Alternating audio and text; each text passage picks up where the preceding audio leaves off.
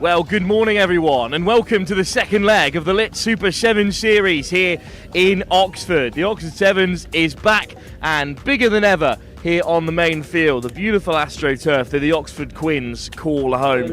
And it is the hosts who are in action in our first game of the day, taking on Campion Sevens, representing Gibraltar.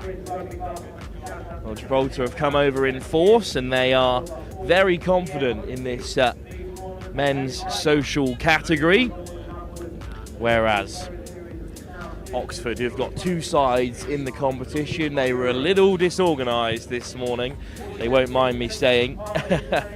And it's going to be a beautiful day of sevens here if the sun stays out like it has broken through in these early stages.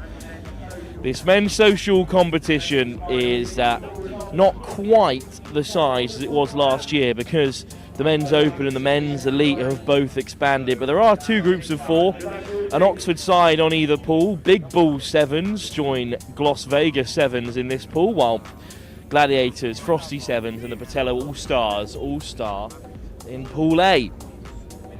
And it's going to be Oxford Quins who get us underway here. Their green side, just an even split between the players available for the competition this afternoon. Campion Sevens, on the other hand, all eligible bar one for the Gibraltar national team, and there's a couple of those players who start at international level in the 15th game also alongside us.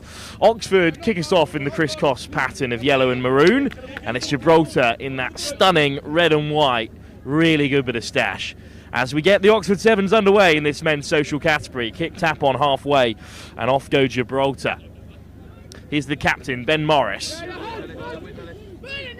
Falconer, absolutely fantastic at this tournament last season. Crucial chop tackle on Anderson, but straight back to their feet here.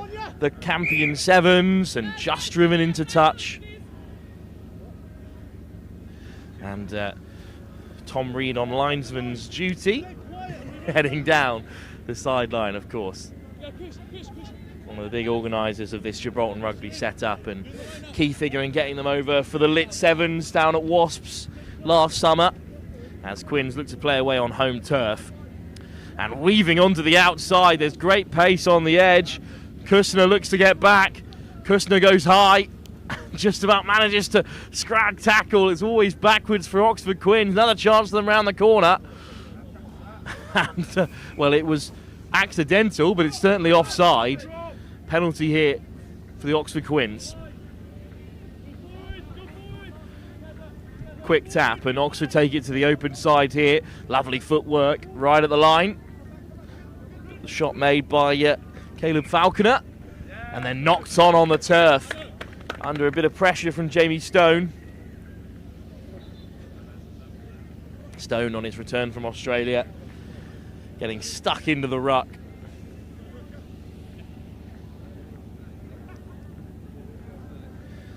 Absolutely beautiful, of course, the Rock of Gibraltar.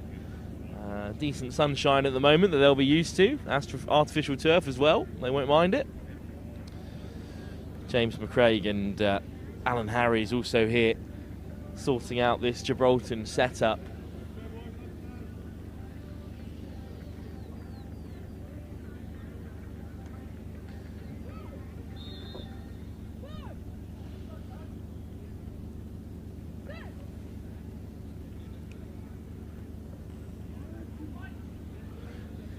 Well, it does come Campion Sevens' way. It's not exactly a conventional move off the set piece, but Morris might look to get on the outside. One pass wide, but it's a huge covering shot from the Oxford Quins to win it back. They want to go quickly from the line out, and indeed it is flung in field. 3 on 2 on this near side. Campion Sevens do really well to regather. No one in the backfield, but an unkind ball somehow flung off the deck. This is brilliant by Oxford, really keeping their pressure on here. They were a little bit nervous when I was letting them know who their first opponents of the day were earlier. I was like, it's the Gibraltar national team, mate. And the team organiser for the Greens had nothing to worry about. They're playing brilliantly here until a shot comes in from Ellis Anderson of serious physical stature to bring the move to a close. As I was saying, Oxford, no need for them to be so stressed as they were coming into their opening game.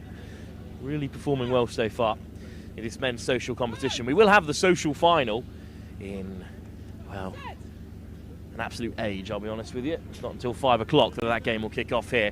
Campion swinging away. Here's Morris. Wants the switch, dummy this time, and lovely move, and the hole opens up through the centre for Campion Sevens. But does Ewan Kent have the legs? He's hunted down by Oxford again. Desperate for a penalty advantage. It is coming. Here's Morris. Morris accelerates through himself. And the captain will dot down right under the sticks. Penalty advantage was coming there on a high covering tackle on Ewan Kent, one of those Gibraltar national players in this side. But it's another international star for Gibraltar, Ben Morris, who scores the first try of the Oxford Sevens.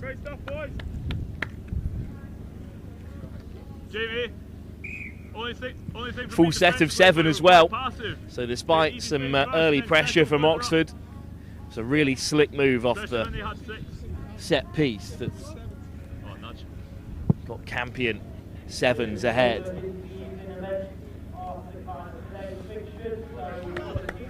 As usual, at the Lit Super Sevens, we will have our first couple of games from the various secondary competitions. We've got a men's open clash between Gladiator Sevens and Ghana up next at 9:20, and then some action from the women's open as Fine Rugby Now Beavers, the defending champions, take on Oxford University's women's side. Decent kickoff, and it's got the Quins backpedaling here, and the pressure piled on by Campion Sevens. Up. Almost spilled in a dangerous area. It's a good connection between this Oxford side, though. Managing to keep the ball off the deck. Up the jumper, but a nice offload. Morris makes the shot. And then some lovely footwork. That's another step. Two defenders beaten before the offload by Oxford. Now they've got teams on either side of the social pools. There's some more fancy offloads come in to open up the space. So they're hoping to get one of their sides through to the next stage, and this will be the response surely now. It's that winger on the edge for Oxford popping up again, but a brilliant tackle. It's been won back by Campion Sevens. Big shot, forcing the knock on as well. We've seen how clinical they've been with ball in hand already today. It's another high tackle. Too many of them for Oxford so far today.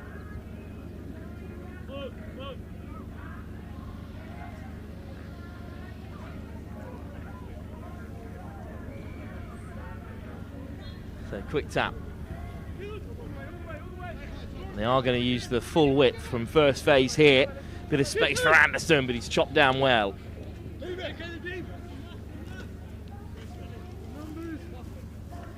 It's loose in midfield for Campion Sevens here. Pablo Kusner. Kusner accelerates and it's tripped up on the way through. Last ditch tap tackle from the Quins. Not sure how intentional it was. Back into traffic goes Kent. Morris shuffles around one and looks to fling it wide for Kent, but it is wayward. And that will take us through to half-time. Well, close game in our opening fixture for the men's social competition. Oxford still very much in the fight. Twice they've come close, breaking over into Campion Sevens 22, but they've been unable to score. And the Gibraltar side have been clinical in response. One entry into Oxford's 22 and one score to lead by 7-0 at the break.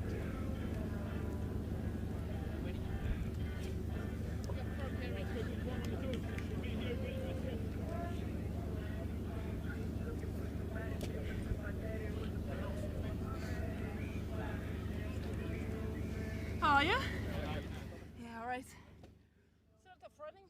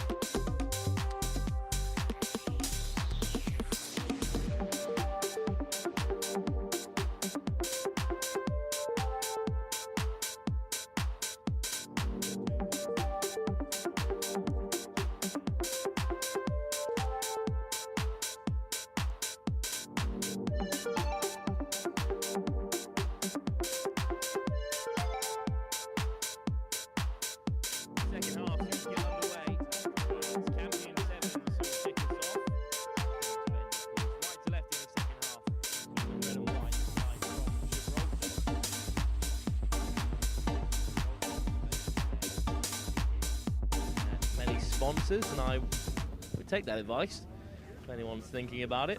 Beautiful slice of the world as Morris gets it into the Quins 22 from the kickoff. Very technically firm at Oxford so far, if lacking a little bit of flair. Let's see if they can inject it into the start of this second half. It's a good offload back onto the inside. Should be a 2-on-1 here. And what a start for the Oxford Quins, who are going to equalise right under the post. Surely they'll add the extras here to draw us level again. Lovely work, straight from kickoff, keeping it alive, shifting it right to left, then left to right, using the width, and then good support play on the inside, but the kick has been wayward. So it's going to remain 7-5 in Campion Sevens' favour.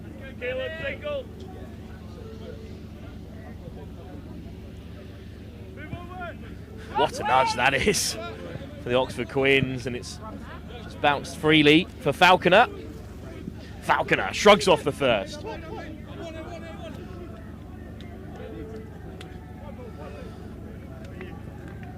Looking for the width, but Quins have shut that down really well with a high press on the outside.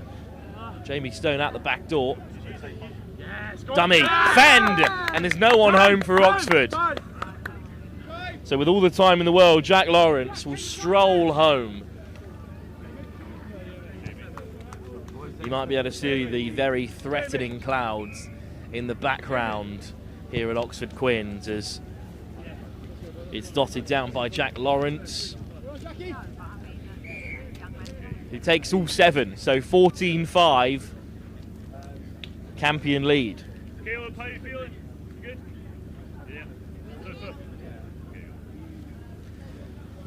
Not exactly a social side, Campion Sevens, but of course coming over from Gibraltar with all the extras that entails, it's an awful lot of effort. So they've entered into the social competition because they're counteracting the travel. And the Oxford Quins, of course, a really strong team. Both sides are sort of evenly mixed across the 2 pools, so there'll be plenty of first teamers in there. Play a really decent standard of rugby, Oxford, week in, week out. So this social competition, really high quality as it's kicked through rather unfortunately for Campion Sevens, where they do get back onto it. Counter ruck. 2 more in red and white, over to resource that one. This is a really slow bit of play here, and Oxford have got numbers on feet, but Falconer still manages to find a bit of space. Good option to keep ball in hand inside his own 22. Just the 1 try lead, but the kicks will have them edged out in front regardless, as it's been spilt midway between the 5 metre and 22. Caleb! And Caleb Falconer leaves the field. Couple of changes for Campion. On comes Julian Turnock, another Gibraltar international, and Danny Sotijo.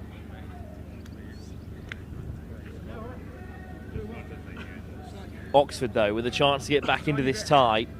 What a second half it's been after a nervous start to the first set of 7 here in this early morning session.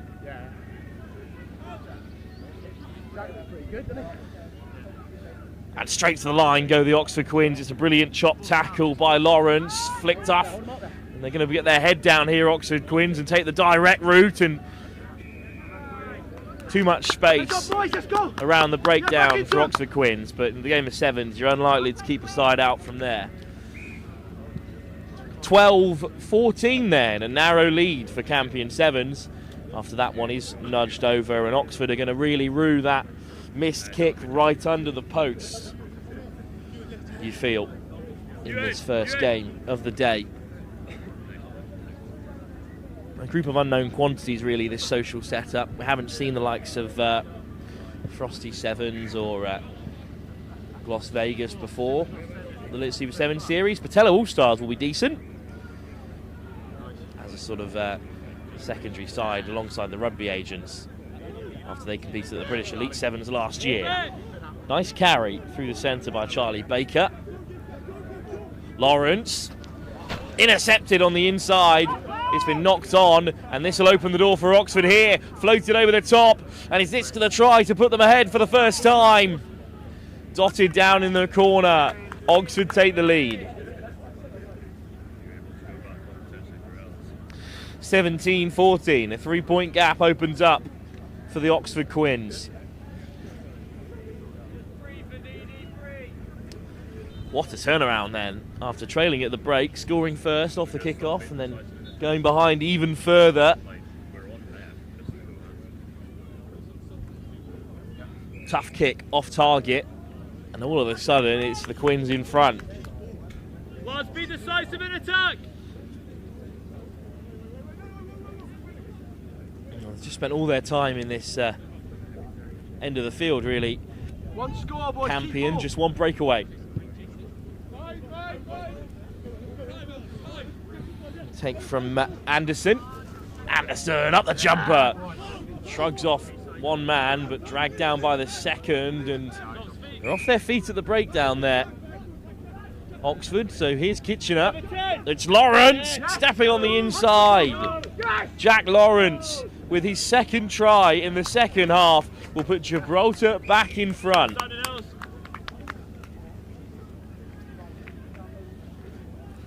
Jack Lawrence is over in Gibraltar for a year as a student. taking the field for Campion. He has been fantastic today so far.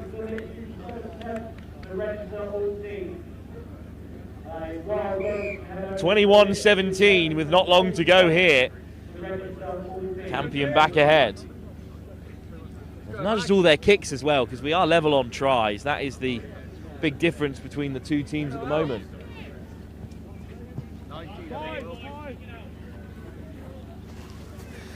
Harry Humphreys to take the kick-off. Gibraltar Youth International, yet to step up to the senior level. It's just been nudged forward rather aimlessly there by Oxford. Here is Humphrey, steps back onto the inside. Time, so Falconer finds the touchline, and Campion Sevens will take victory in their opening game here in the men's social competition here at the home of the Oxford Quins, who have been beaten, but only just. A brilliant game to get us started here on our second leg of the Lit Super Sevens tour. Champions of the social division from the Manor Sevens are not here today, so we will have new victors in this competition. But how about the men's open? That's our next game. It's Gladiator Sevens, who are back on the Super Sevens tour for the first time, taking on Ghana Rugby UK. They've already got one tournament at Manor under their belt. That's our next game in the men's open competition as we jump up a division here in Oxford. That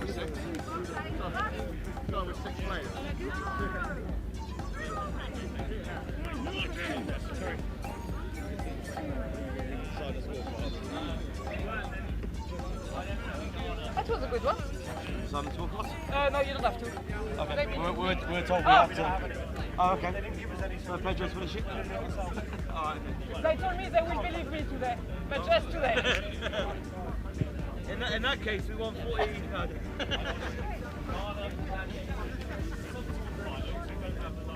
That was alright.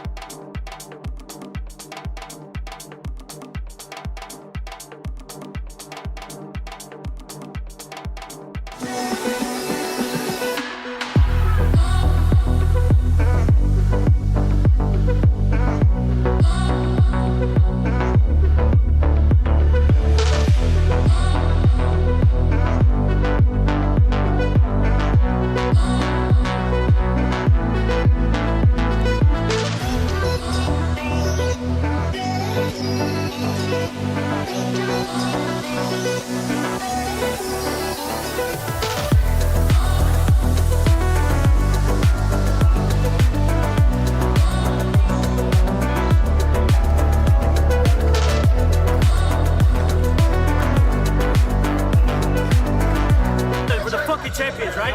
Yeah? There's not a lot of chances that you get to be a champion in your life. This is the chance right now. We're the champions of the world right now, okay?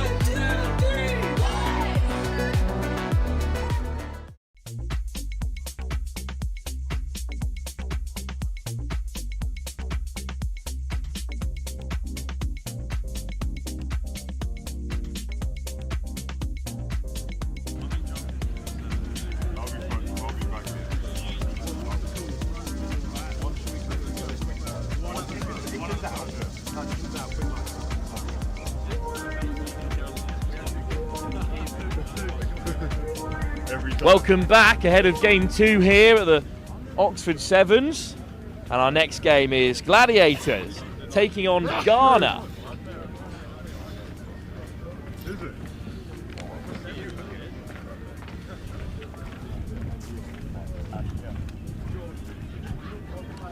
So this men's social competition, a really interesting one.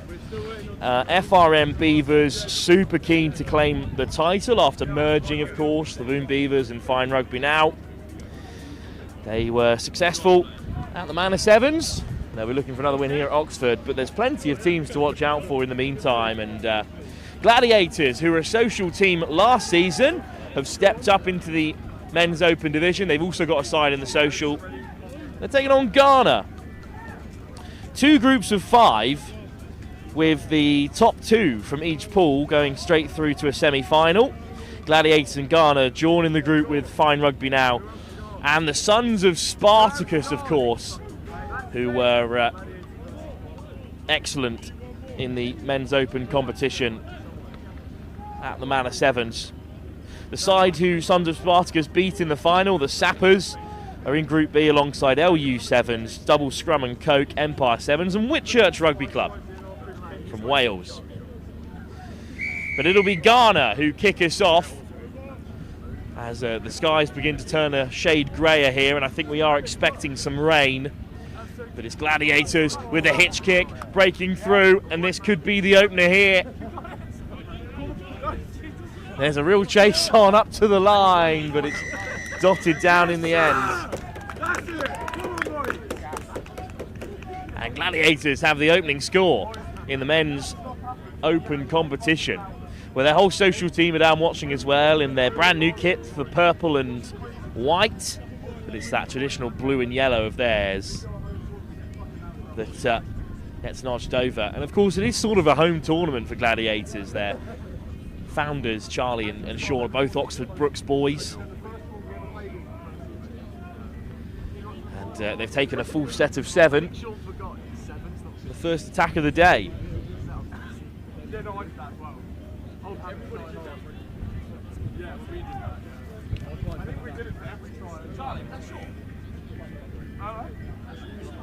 No, I have no idea.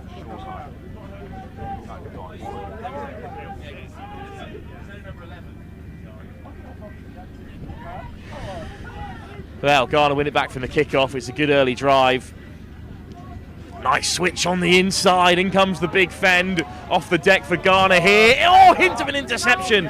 It just goes awry. Another ball out wide, and then finally it comes loose. No knock on. And Charlie Keane, one of the founders of Gladiator Sevens, alongside me. Charlie, 2 teams here at the Oxford Sevens, which is sort of the almost local Sevens tournament. Good to see the brand expanding.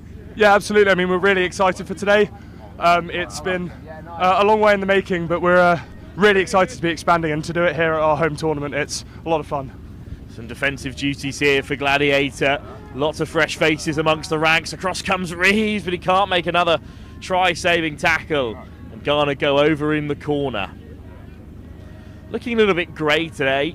Charlie, you'll have fond memories of last season where it's absolutely stunning weather. Yeah, I bought sun cream this year and it looks like I'm not going to need it, so not ideal, but always good to get out for a day of sevens regardless of the weather.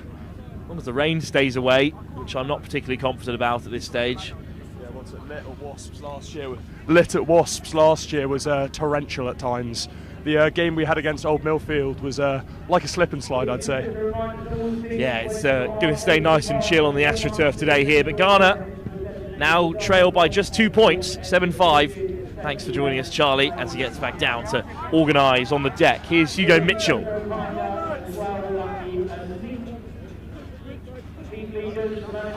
Dummy and a fend and slipping off the tackles. It's Ben Cassidy, and Cassidy will score from range again here. The Gladiator Sevens. Well, that's the difference between these two teams at the moment. Gladiator Sevens are just running it in from long range. Ghana really being made to work in attack by comparison. Good start to the men's open.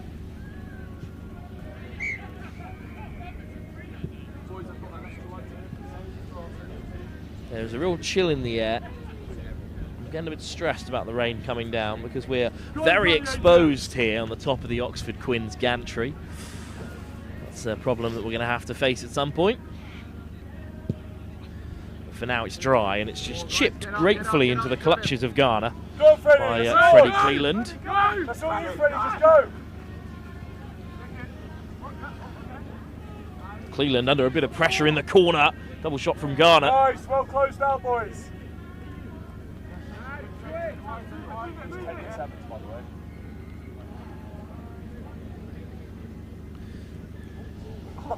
Lovely footwork, and Gladiators just gliding their way up the field. Nice ball off the deck, and here's a chance for Gladiators. And they could look to skip through for a third. Another breakaway score for the Gladiators, who are going to look to go 21-5 ahead before half-time.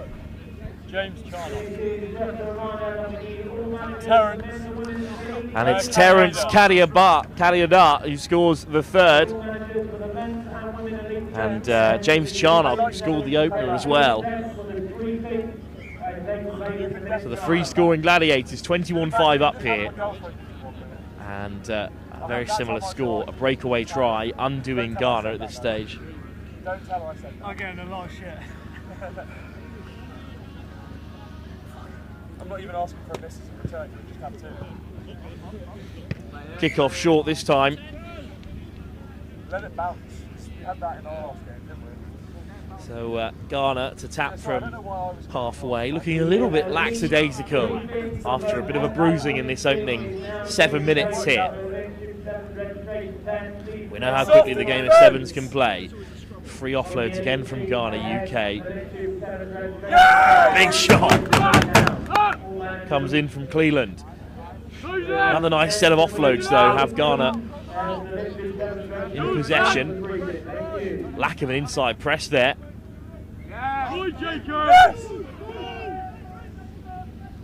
Pick and go from Ghana, still in possession. Ice it! Offloads through the contact, out the back door again. Ghana weave onto the inside and look at the acceleration. Ghana over. Space opened up for them and it was eaten up by Ghana UK.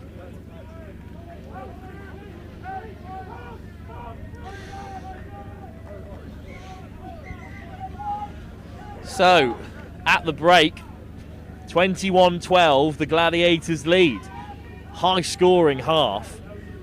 Ghana really made to work for it, whereas the Gladiators were free and away from long range on 3 occasions. Second half in our first game for the men's open, soon to come.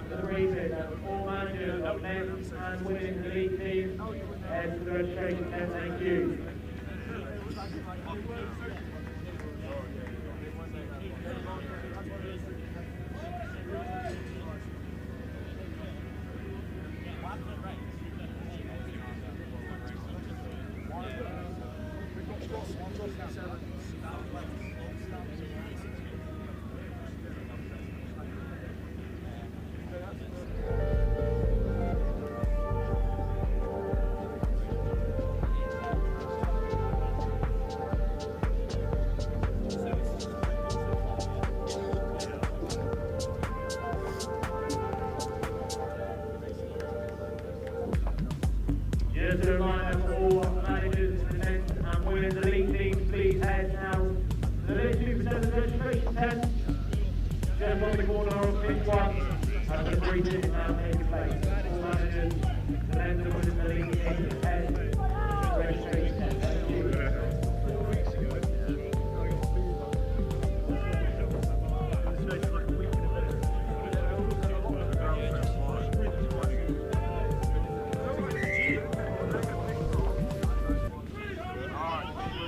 Back underway in the second half. Gladiators lead then by 21-12 after a try on the stroke of half time by Ghana UK in this men's social competition. Good speed at the line. Ghana wants it on the short side. You can hear the calls from down there. Good pressure from the Gladiators. Good hustle at the moment. And they're driven back to the 22 and they're a little bit slow to get back on side here, Ghana. Oh, hint of an intercept, but instead it comes back for Ghana UK. Another offload goes to ground, and a shot made in midfield. Gladiators over the ball. First man in, looking to steal it away. Penalty, Gladiator.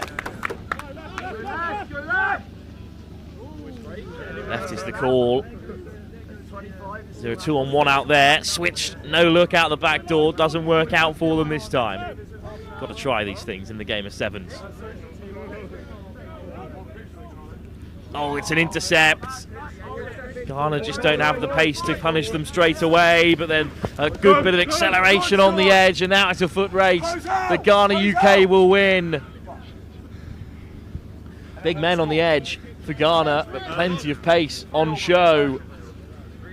And right under the post, well, they're in no pressure to take this conversion, but they are trailing. Interesting time-wasting tactic from the team behind. And this will make it 21-19 if it's nudged over, but Gladiator's still in front.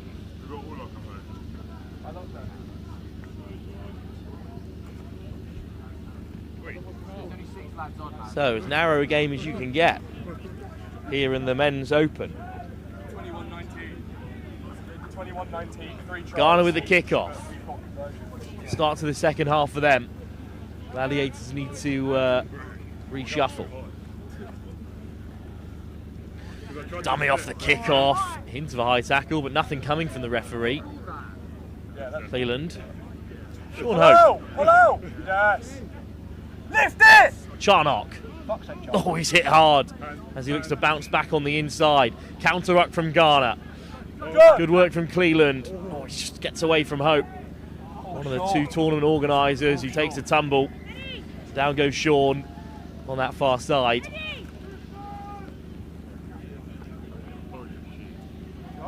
Big call picking himself in the men's open side. He's got serious wheels if he does get away. Sean Hope. After their captain dropped out last night, unfortunately, Gladiators open side. So these late call-ups at the end of the club season, not always working out for the sides on show.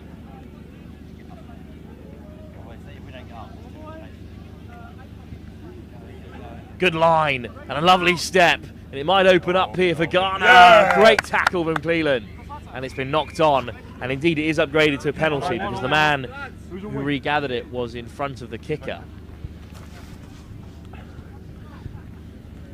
Terence Kadiadar comes back onto the field. Can he score the try that might seal it for the Gladiators? Good acceleration on the short side, 2-on-1, and Caleb Reese is away. Good acceleration from the big man, and he will score with plenty of time as well. Just running through his second half warm-ups as he strolls over.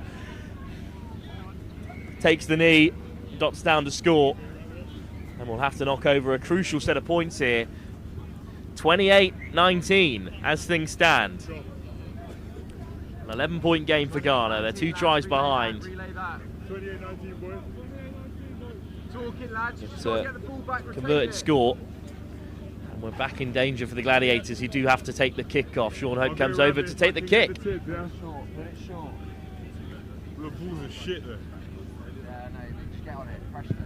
Gladiator gets after it. It's just over the head of the Ghana UK man, but what a take it was. Managed to draw in 3 players as well there. So a chance here for Ghana.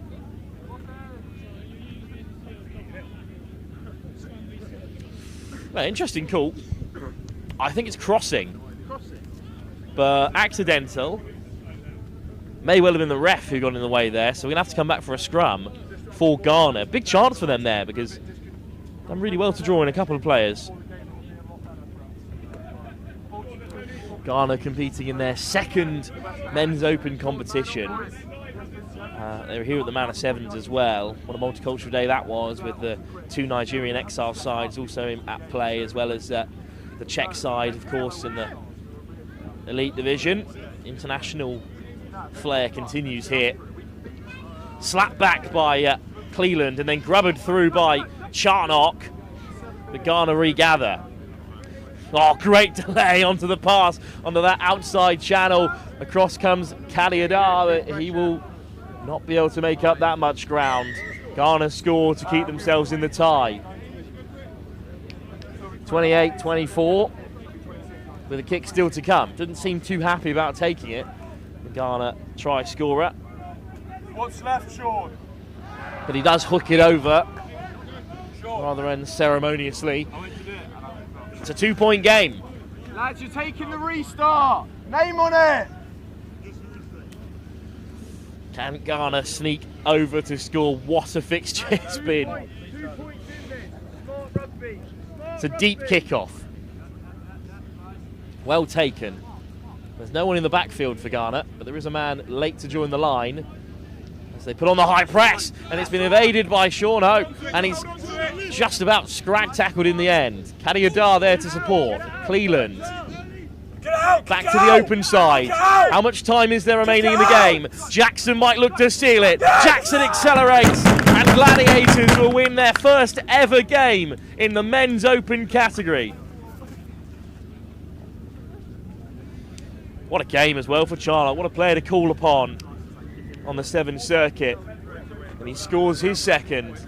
And Gladiator Sevens, social no more. They are victorious on the Lit Super 7 circuit in the Men's Open category. Ghana beaten. What a day for the Gladiators. So our first taste of men's rugby here at the Lit Super 7 series has been outstanding so far, with 2 cracking fixtures. Gladiators victorious in the Men's Open, but now it's the Women's Open that we turn our attention to, and it's another local side in action. Oxford University's women's side taking on another team from the Lit Super 7 circuit. Fine rugby now, Beavers. That's the next game live here at the Oxford Sevens.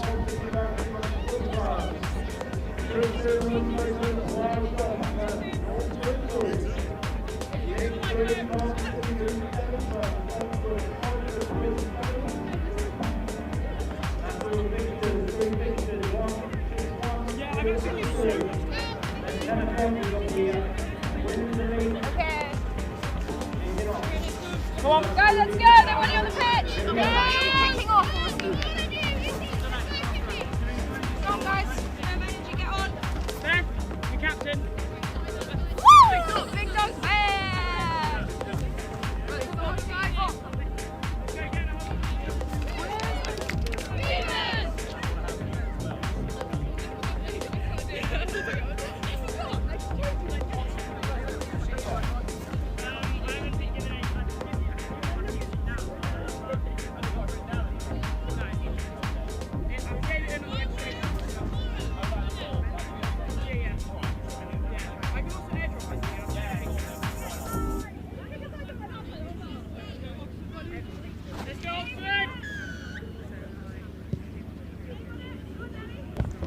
Welcome back to the Oxford Sevens, and it's knocked on off the kickoff in this Women's Open tie between the Fine Rugby Now Beavers, defending champions on the series in this category, and Oxford University's women's side.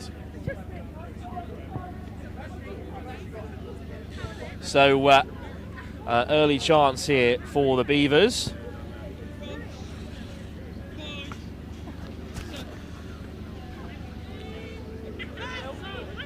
Scrum fed in, and it's going to be direct off first phase.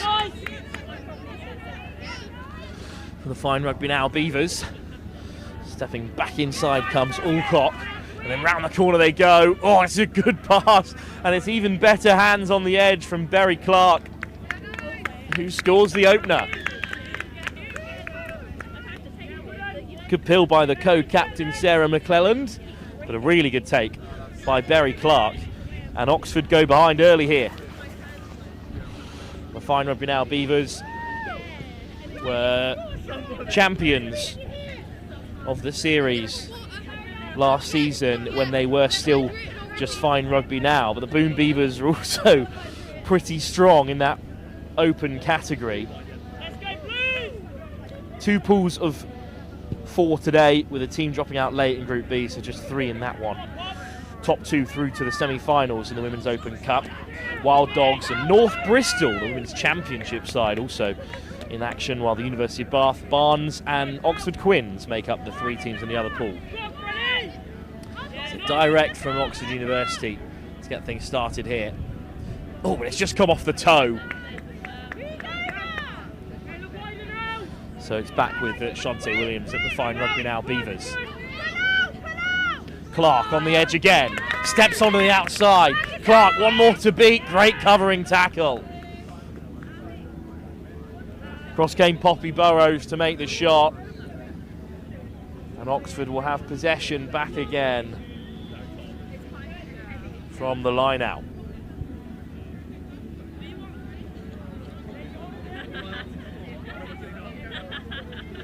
Line out for Oxford then. Fine Rugby Now already 5 points up here, but it's been tapped back by the women in that famous blue.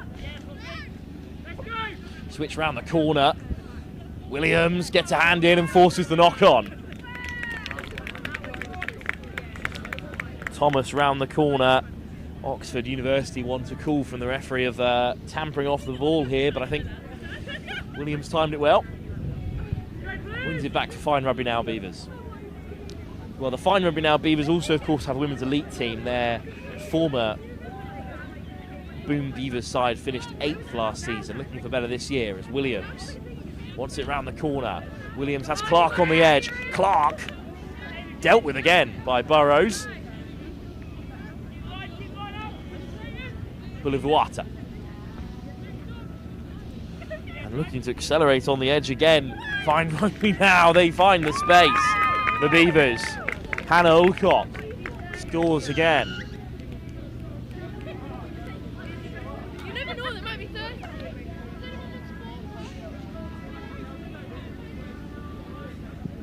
And a good nudge as well. 12-0. Fine Rugby Now Beavers now score. Hannah Alcock rolls to play in the opening score. Dots down for the second.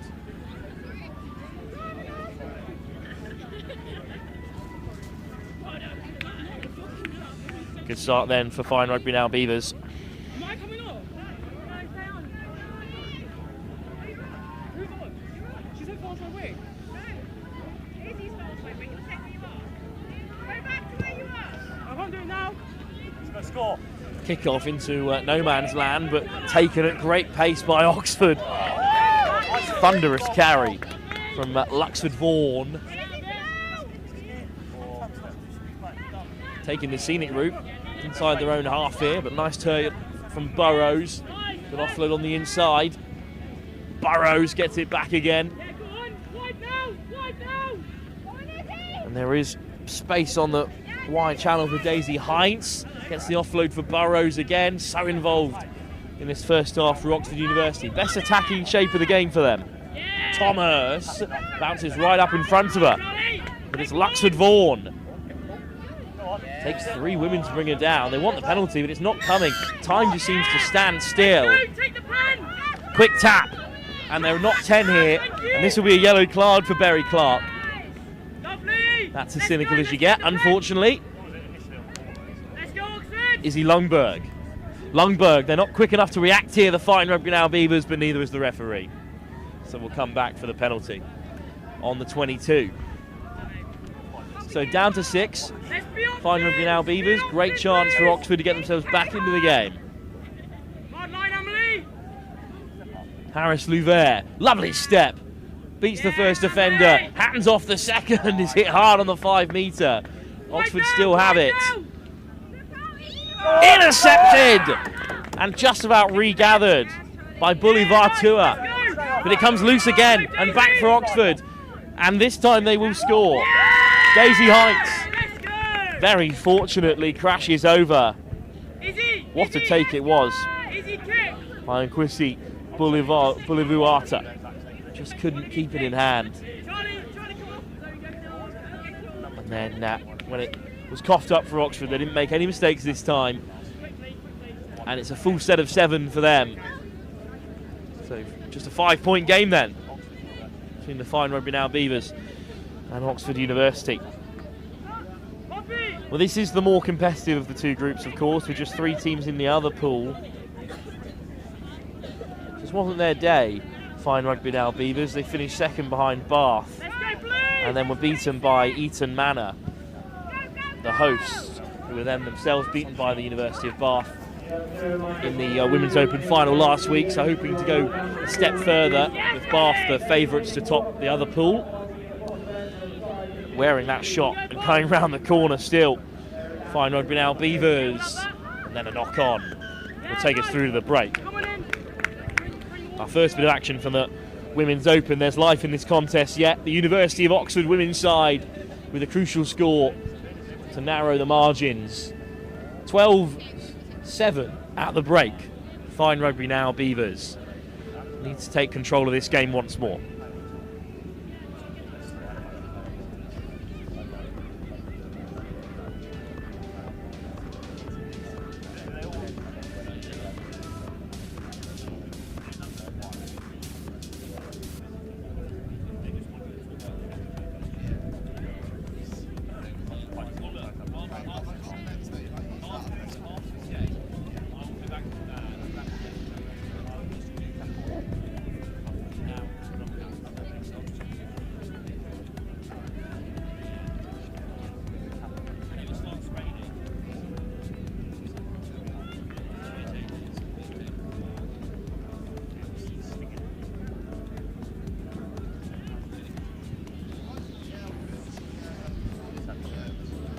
Right, like, you know when you like skid, I landed and the landed probably slid over me. It's past, I think when I caught the top, the game got noise. Okay?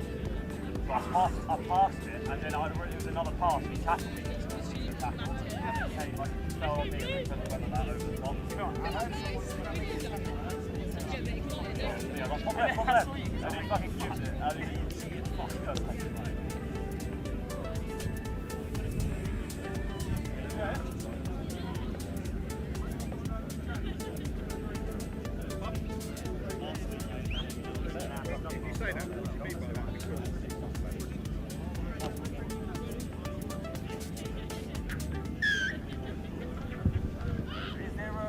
Kick-off from Oxford University. The Fine Rugby Now Beavers can't regather it. It's a fortunate bounce for the women in blue, who win it back early here. Only 5 points down. Excellent first carry of the second half. Flashed across, but it can't be held by Emily Harris Louver. But Lovett regathers. Harris Lovett, great drive, then loses possession. And it will be a scrum for the Fine Rugby Now Beavers.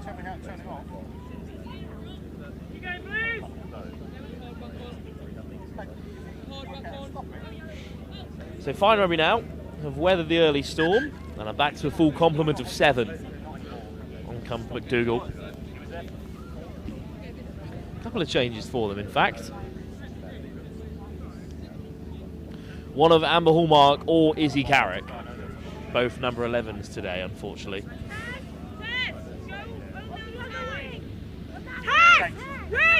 Well, really excited to introduce Warren Muggleton to you later on today. He takes charge of his first game after this one, and he has spotted that there were 8 players on the pitch. Thankfully back to 7 now, so the game can continue. Scrum for FRN on the 22. Cleanly won. Bolivar And then into midfield. Good carriage, Walcock again. Direct from McClelland. Flicks it out the back door. Sort of round the front. Interesting offload. McClelland clears it out. Slow ball. Dine, the other co-captain. I would try to bar and then Oh, and a space opens up on the edge for Bullivuata, who this time will not be caught. Almost scored a stunning intercept from inside her own 22. Makes it look very simple this time. And we'll have an easy chance to nudge it over. Oh, but off the bar. That is unfortunate. Lunkuisic Bullivuata with a big try for the Fine Rugby Now Beavers, given how close Oxford Quins were at the start of this second half, making a real impact on the tie. As things stand, 17-5 is a rather healthy gap. Well, of course, after this game, we will turn our attention to the Elite Division and we'll stay there for most of the morning session, although the Women's Open Final will be live here at the Oxford Sevens later on in the afternoon. Well, McClelland looks to get there first, but Thomas grabs it and wins a penalty as well. Lundberg takes the tap for Oxford. Burrows. Well, Thomas, still going, Thomas. Lundberg, slow ball. Here's the try scorer, Heinz. Good clear out. Fine Rugby Now sniffing for possession. Oh, there's a huge shot in midfield. Slow down momentum, and then the counter ruck as well, but they're off their feet. Lundberg off the deck. Another direct carry from Harris Lovett. And Lovett manages to break the tackle. Emily Harris Lovett still going. Now the determination to break through there. Outstanding from Oxford University's women's side, who are back into this game. 17-10 with the kick still to come.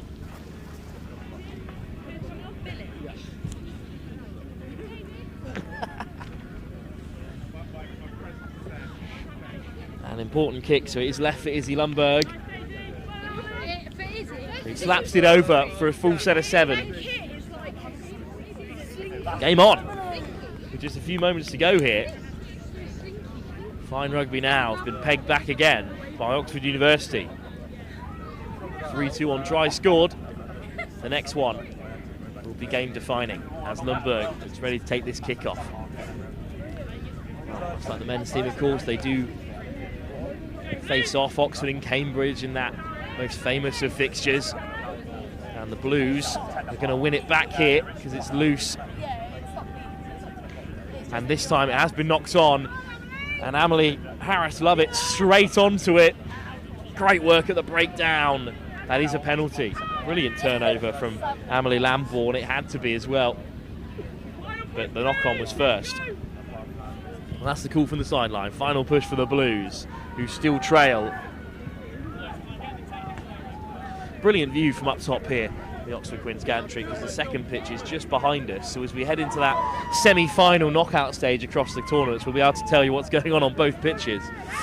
For now, all eyes here as the Beavers look to break. Offload is loose. Back comes Hallmark. It's again backwards, but left alone by the Beavers. So Harris Lovett latched onto it. Here's Thomas.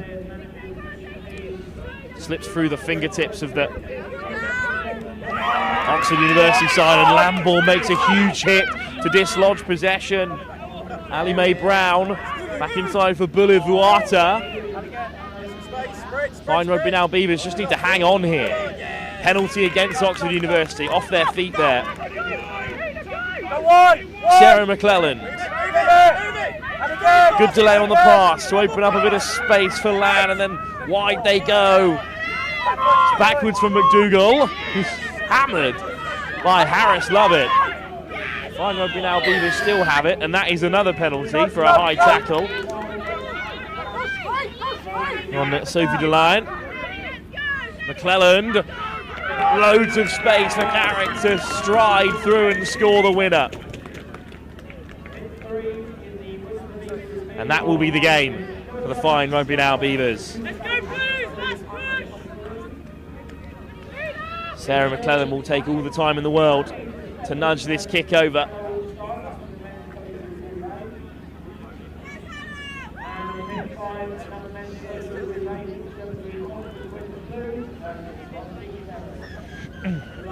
Well, a good performance from Oxford University, but the fine Rugby Now Beavers, the defending champions of the Women's Open, who are hoping to go one step further than a quarter-final here at the Oxford Sevens, are victorious.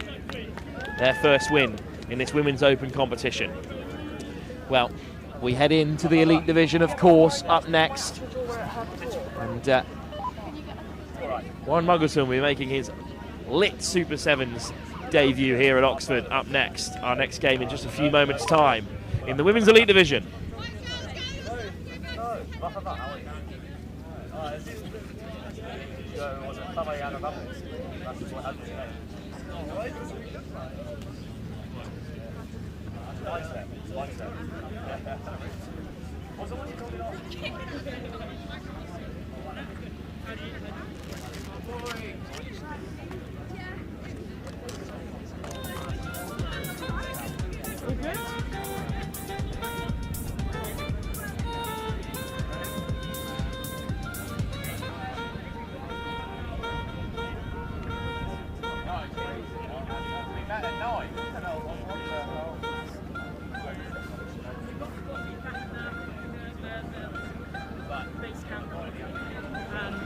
What's it feel free to watch some more games, watch some more rugby? I said, absolutely, you can't just like...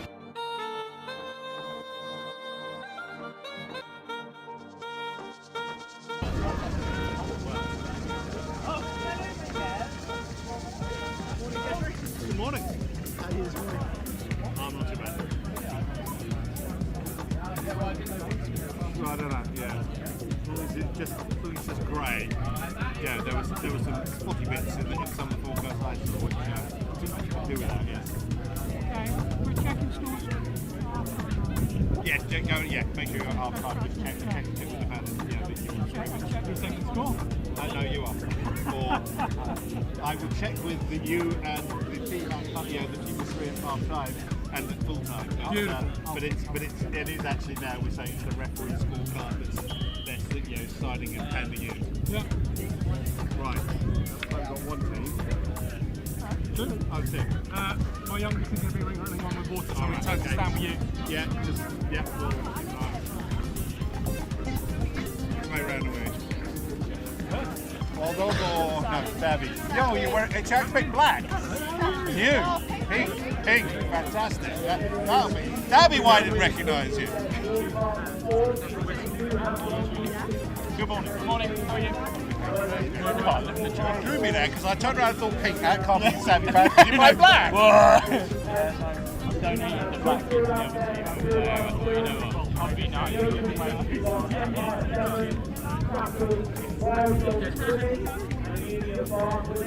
Sorry, that's all. Yeah, so, no. So, just make a choice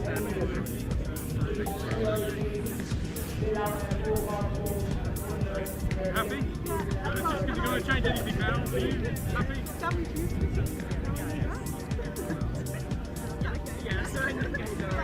Right. Sorry. So you're receiving. We'll receive, yeah. Happy? Sorry, thank you. Yeah, everyone does it differently. Usually we get told you can only pick a side. Well, that's what I was thinking. I thought it was straightforward. Sorry? Well, I suppose I was thinking of receiving them.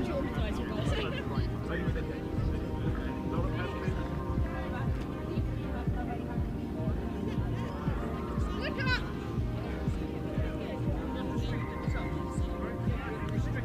Come on, Mom. Let's go. Yeah, on your left. Well, good morning, everybody. Welcome along to Oxford Harlequins Club. We are into the Women's Elite Group Stage matches at the Super Sevens Series here at the Oxford Sevens. You kick off with the Wild Dog Alpha Pack, wearing the white and grey shirts, taking on Akuma Savvy Panthers in the pink. As they win possession in their own half. But look at the furious press from the Wild Dogs. Let's draw the penalty. Savvy Panthers consecutive plate runners up.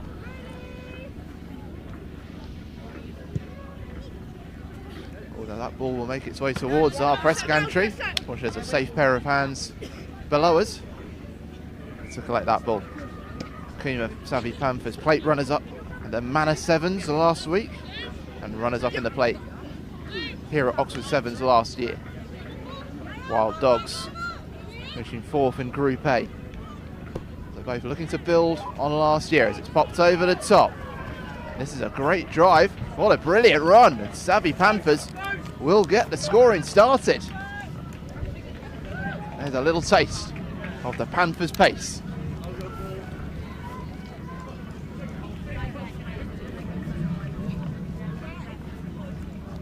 Holly Williams, the captain, to add the extras.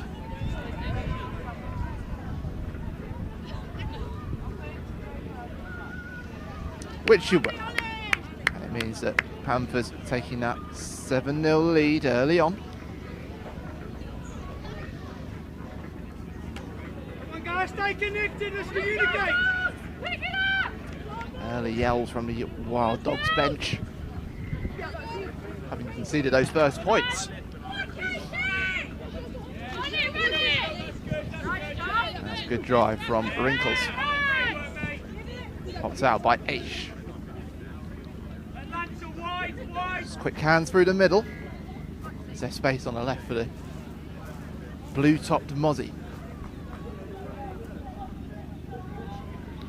Panthers staying wide, not committing too many bodies to the tackle. Want to keep the defensive options open. Avoid the overlap on the wings, which is what Wild Dogs will look to capitalise on. The Panthers poaching possession. There's Liv Taylor with the ball pops across to Ceres Gregory. Get out to the tricky winger on that left side. Scored the opening try. Oh, lovely little pass, well controlled by Panthers' Charlie Mans. That's into Amanda Swartz and pop back to Charlie Mans, trying to drift towards the corner. Takes on the challenge now. And a lovely pop, and is this the acceleration to the line? Yes, it is. And Liv Taylor gets over the line for Panthers' second.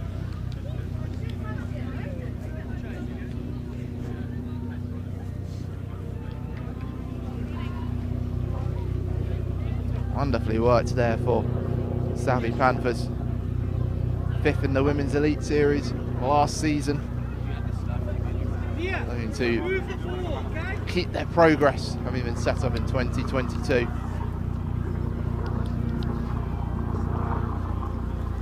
Conversion will fall just short, it will be 12-0.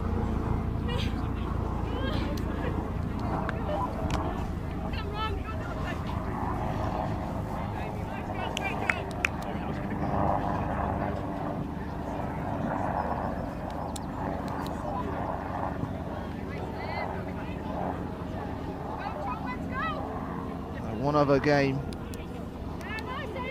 in Group A taking place on the other pitch, Hammerheads and Jordan's Legacy. Oh, and there's another break from Savvy Panthers. Scorer of the first try, pouncing in again. Gets her second, a third for the Savvy Panthers. And their points are really ticking up now for the Savvy Panthers.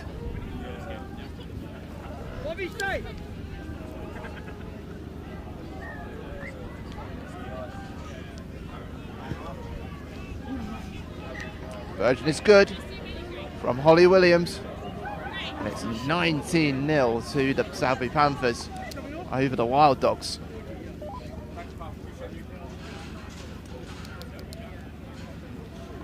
Two groups of 4 in the Women's Elite.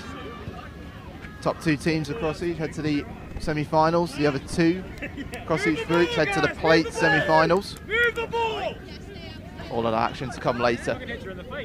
Panthers again stealing possession back from the Wild Dogs from their own restart. Popped across. Liv Taylor out to the wing again to the tricky number 1, but the ball was knocked forward. Be a scrum for Wild Dogs to restart.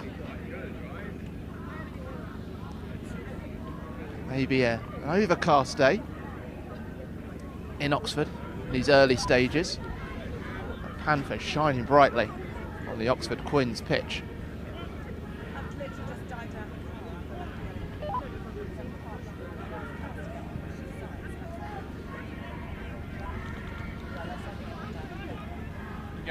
One other game in the Women's Elite taking place right now in Group B. Shogun Akita and Akuma Savvy Panthers under 23s.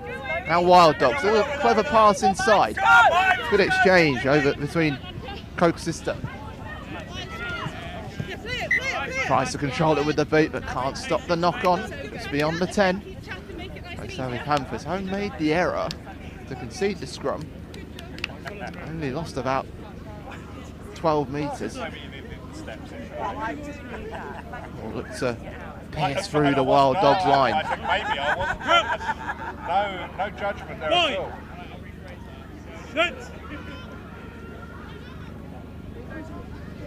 Played out by Taylor. Gets the exchange from Gregory. Taylor moving it out to the wing because she knows that the pace is out there. Lovely pop around the outside. Taylor, who continued that run, she started the move, she'll want to finish it herself as she drives towards the corner. Can she get there? Yes, she can. Taylor, the architect for Savvy Panthers to get their 4th.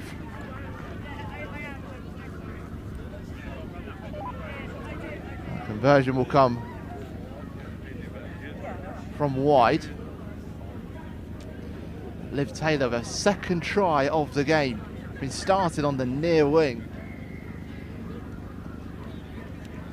Stay true to the cause. Planted in the corner.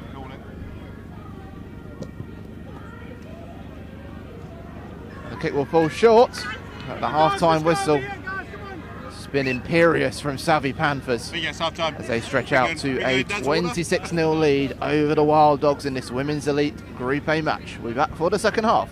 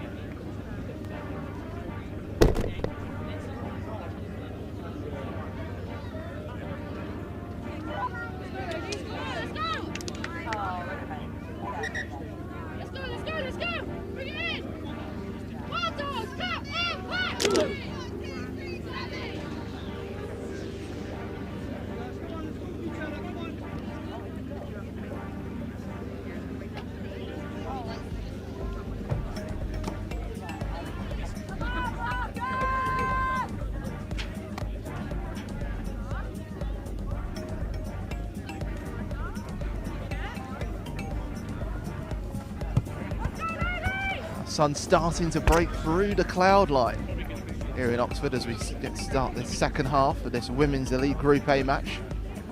Started, Savvy Panthers in the pink,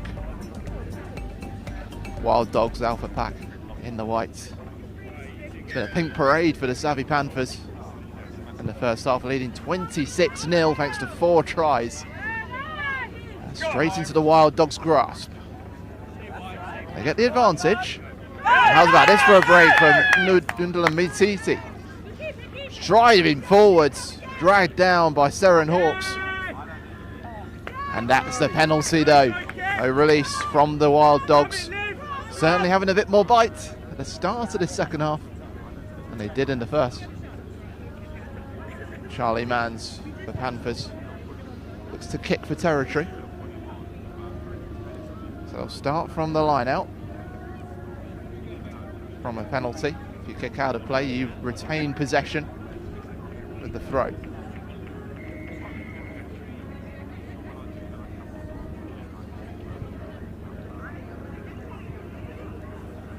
Panthers able to keep possession and play it out quickly.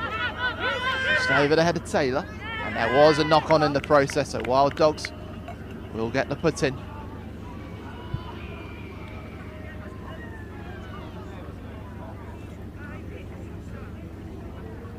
Plenty of feverish rugby activity around us. 5 pitches of activity today with group stage matches being played. As we approach 2 o'clock, he'll get into the knockout stages. Wild Dogs try to go down the far channel through Lulamatiti. Still keeping possession here, Wild Dogs. Uma, there might be space on the right. This is Sukabossi. Did you get the offload? She can. Coke's sister out to the ring, and the Wild Dogs will get over the line. Yes, they will. Beautifully constructed, and it gets the applause from the stands. Wild Dogs on the scoreboard.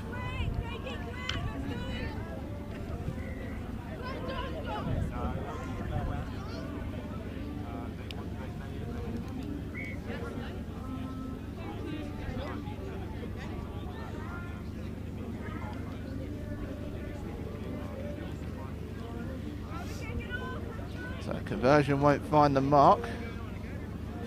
But it's 21 points. That's 3 converted tries between the 2 sides. Wild Dogs, there's a build from last year, 7th in the women's elite category overall. 4 tournaments as part of the series. Started with the Manor Sevens last week. This is the 2nd tournament in the Elite 7 series across the summer. Plenty to come. Savvy Panthers, meanwhile, here looking to respond straight away. A burst of pace from Amanda Swartz coming into the game. Mans and Taylor work the ball to the middle. How's about that for a tackle from the Wild Dogs?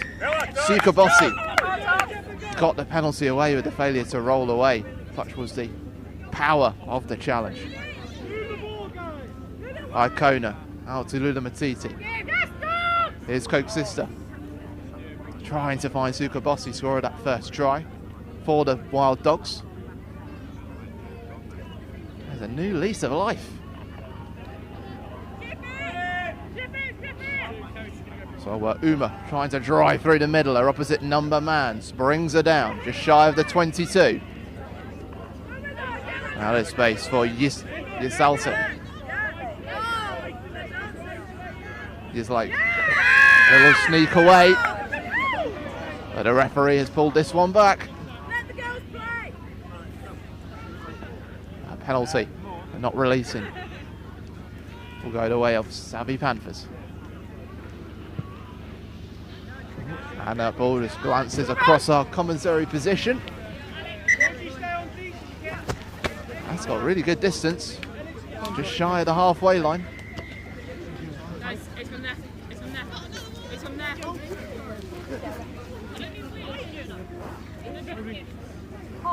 The names I'm reading out for Wild Dogs are the South African names used by the players. Panthers names as they true are to the team sheet. Can't make it count from the line out as it drifts towards their own players, which means it's a free ball to the Wild Dogs, and they decide to go for the scrum. You know that driving at pace, moving the ball quickly, has found a way past the Panthers, but time starting to run out on them. They want to take the points.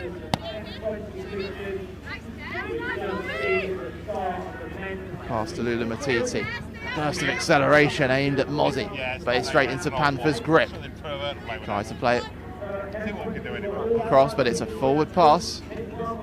Original knock-on, though, had come from Wild Dogs. It'll be Panthers to put in with the scrum.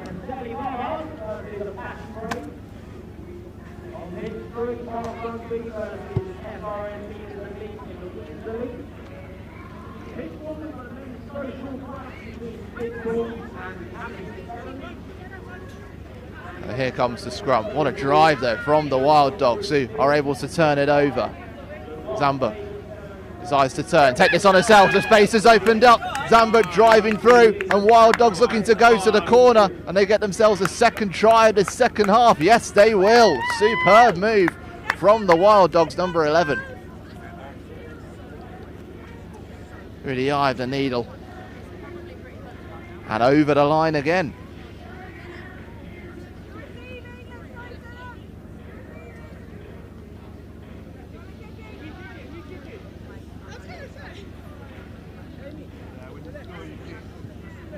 Conversion taken again.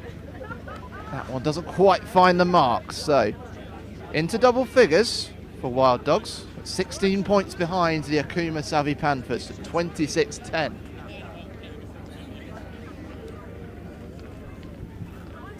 An eye-catching encounter on this main pitch in the Elite 7 series for the Women's Elite Group A.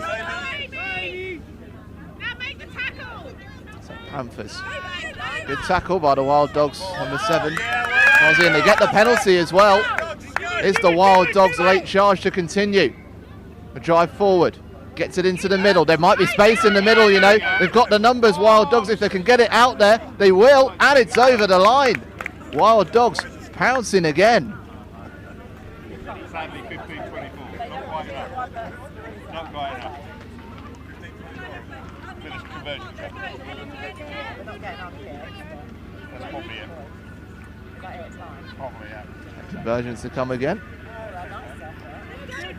And that is the full-time whistle. Well, there was the late surge from the Panthers, from Wild Dogs, but they couldn't close the gap. It ends up being 9 points in it eventually, with Akuma Savvy Panthers beating the Wild Dogs Alpha back 24-15 in this Women's Elite Group A match. Coming up next, we go into the Men's Elite class. Don't go anywhere.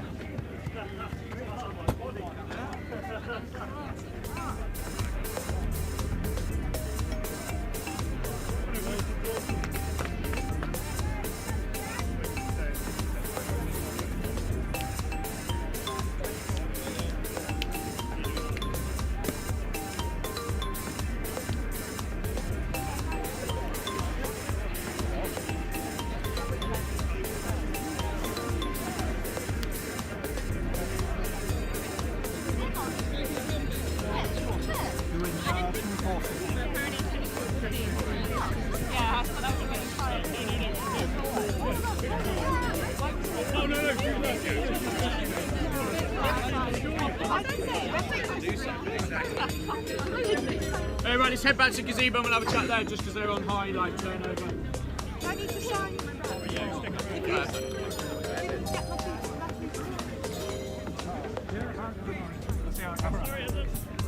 See if there's your flag on the floor. Is it a flag? Yes, that's always a good sign.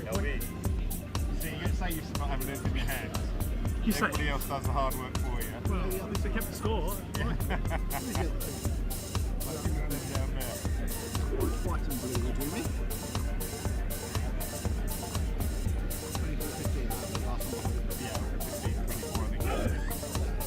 No, fine, but pain in the ass when it gets ahead of when it gets.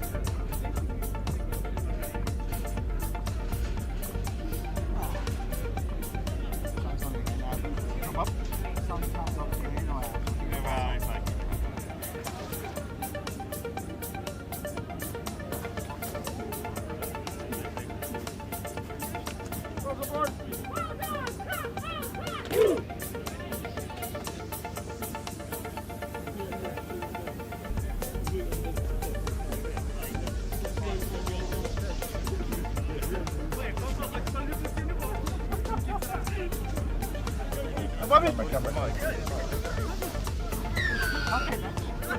Perfect timing as you rejoin us for the kickoff of this Men's Elite Group A game between the Hammerheads in the purple, white and red shirts against KRA Chiefs in the light blue shirts. KRA standing for Kaiviti Rugby Academy. Fijian academy based in the UK, started in 2025. It's Hammerheads, well known on the Rugby Sevens circuit in this country. Runners up last year in the Oxford Sevens, leading up to Belgium in a 2-point defeat in the final, 21-19. Needs to go one better here at the Oxford Sevens. Hammerheads have a bit of a tussle at the scrum, but are able to win it. Anthony Fitch there, it's moved out so quickly out to the far side. Emil Rees with the drive. It's back to Fitch. So many options for Hammerhead on this near side, and how's about this for power? Sam Tutt through the middle, gets the turn, and a bit of a clatter in the middle. Not far away on the 5 metre line. Hammerheads with the option on the outside. Emil Rees might have a go at it himself, gets the deep run, and there's the try for Hammerheads, striking first. Barely a minute played of this first game in Group A. That's how you play Rugby Sevens, moving from side to side, keeping the ball quick and finding the pockets to drive through. That's what Hammerheads have done.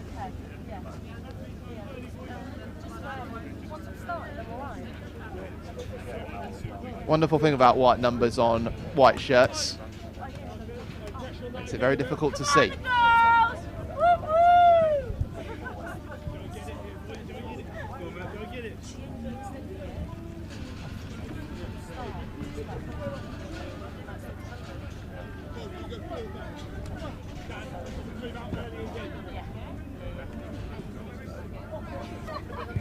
So Hammerheads with the early edge in this one, but a lovely take from KRA. Still moving. Vunuvi going to ground. Nailati carry it into Koroi Voya. Is there a little burst of pace? Not quite, from Dave Sunaki, former Army netball player. Yes, you heard that right. Penalty one. There's a chance to drive forward. Alami Koroi Voyoya. Another penalty. KRA looking to keep the ball moving.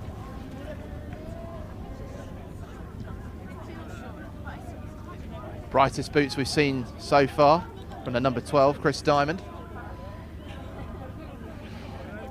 For KRA Chiefs. Moves quickly. Another penalty in a row, and Hammerheads have got to be careful. And there's the drive from Majami Nailati. He's done it all himself and gets KRA Chiefs on the board.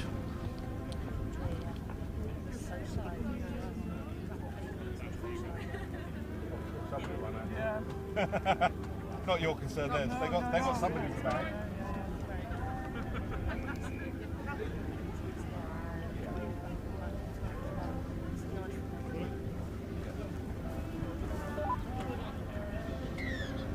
And that is good. Chiefs get themselves 7 points on the board.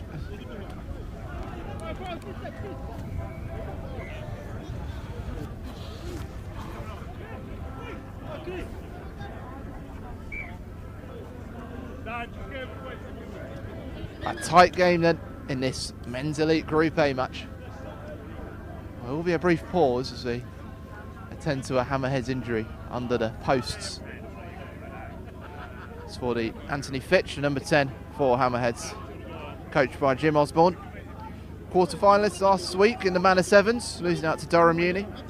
KRA Chiefs plate quarter-finalists.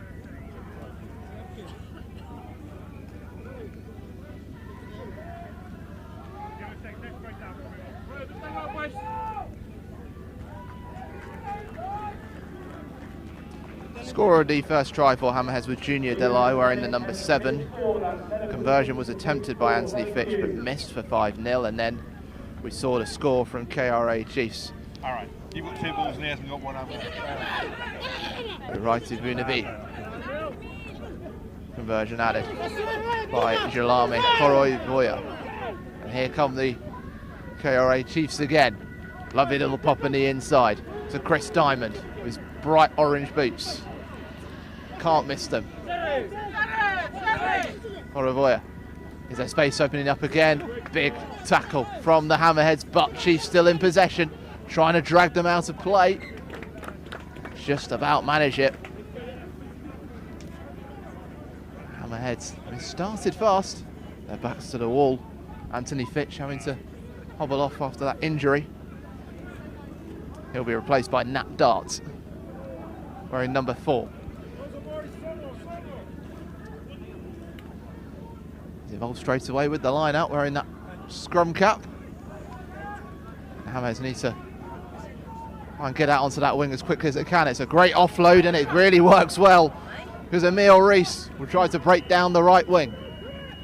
Checks inside, past 1, gets the offload away. Wonderful hands. Hammerheads over the halfway line, but conceding the penalty, not releasing the ball. And the Chiefs will look to attack straight away. Lovely little steps. All right to Bunaivi. Chiefs pounding on the door. Into Diamond.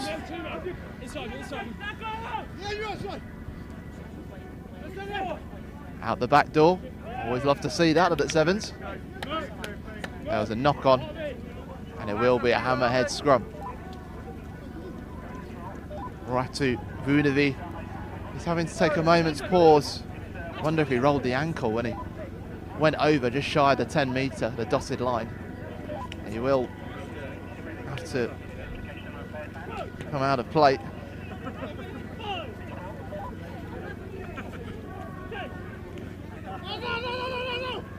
Again, it's a huge try from the KRA Chiefs, but Hammerhead's just about holding on to the ball. There's a score of that try, Junior Delay.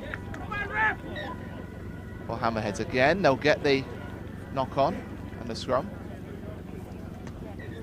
And that is the end of what has been a nip and tuck, cat and mouse.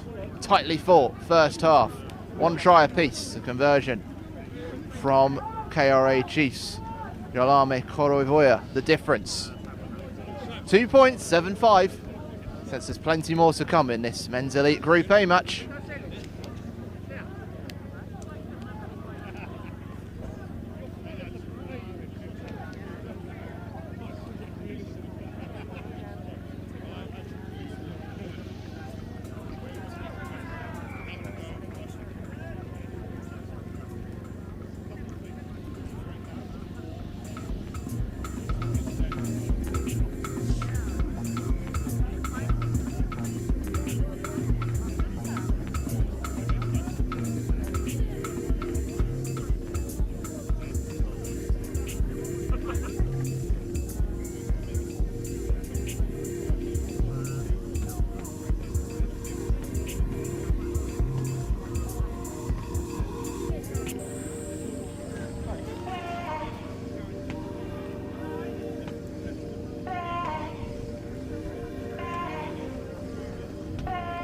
You got one of the balls over to your mate on the other side now.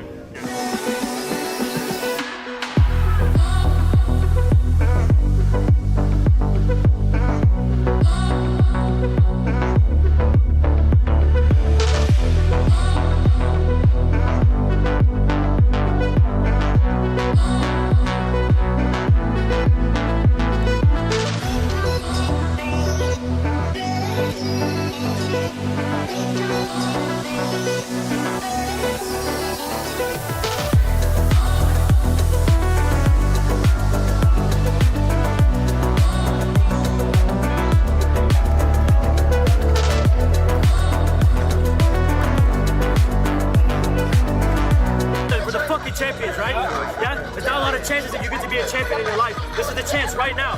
We're the champions. Our Bars and Apache Braves facing off. Leave, 52 behind us. There's women's elite and men's socials games taking place elsewhere. 2 groups of 4 and 2 groups of 3 in the men's elite. Hammerheads, and a good drive down that left wing. Started sharply, ball has bounced kindly, not quite for Hammerheads though. In an ideal position to break away. There was a knock on the way to deny Ashton Webb a stroll over the try line, him wearing number 14.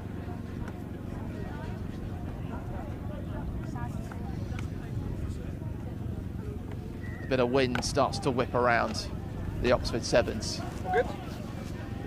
Clouds still rumbling overhead, but shades of blue trying to sneak through. Chiefs with the scrum. It's out quickly. That's Cameron Totoko going to ground. Ted Matto with moving the ball out. Oh, there's a good break, and Chiefs will look to buying away towards the halfway line. But Hammerhead standing strong. Ambivalent pace to the left wing. Diamond head first into the challenge, rolls away from one, still going. Meets, finds his match in Matthew Digby of Hammerheads.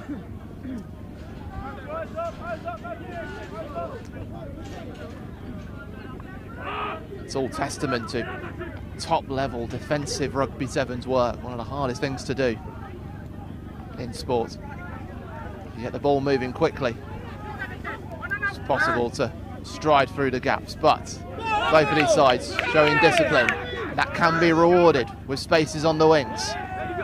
Also moments like that with an error can see Hammerhead sneak in. Trying to get on the turn was Nat Dart, but can't find a way to dart over the line. Maybe there'll be an opportunity here for Dart. He'll get it out. There's options on the left if they can be found. They will. Ball bounces, and there's the opening for Hammerheads to get over the try line. And they will take the lead back in this match. Patience is well and truly a virtue in a game of rugby sevens like this one. And in the second half, it's Hammerheads that strike first to go into double figures.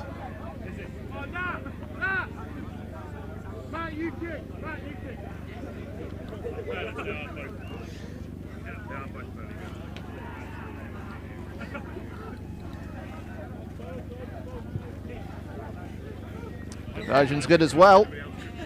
And it's 12-7. 5 points in it, and Hammerheads taking the lead back thanks to a second try of the game from Junior Delay. In the right place at the right time.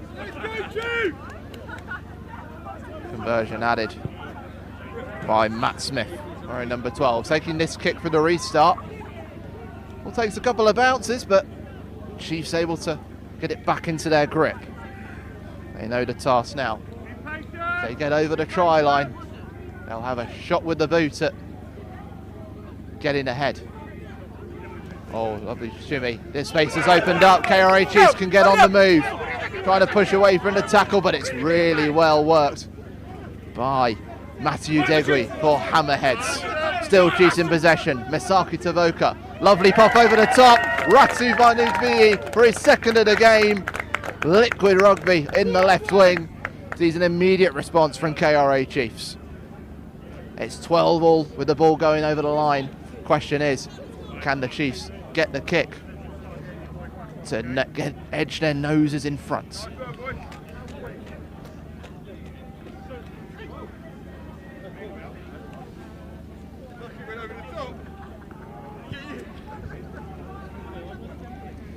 Kick to be taken.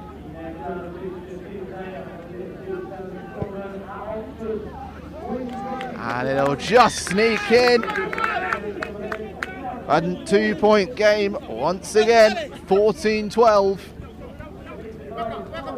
Pendulum swings the way of KRA Chiefs. Which way will it be swinging come full time?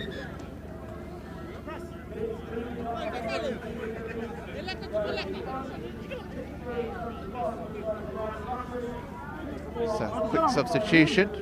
A little knock to Razaea Tiko Duadua in the number 9. Seems to be a bit of a thing for bright orange boots in the KRA Chiefs team. From the kick, the ball's gone straight out of play, which means the possession turns straight over to Hammerheads.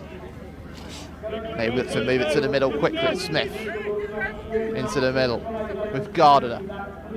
Quick hands from the Hammerheads.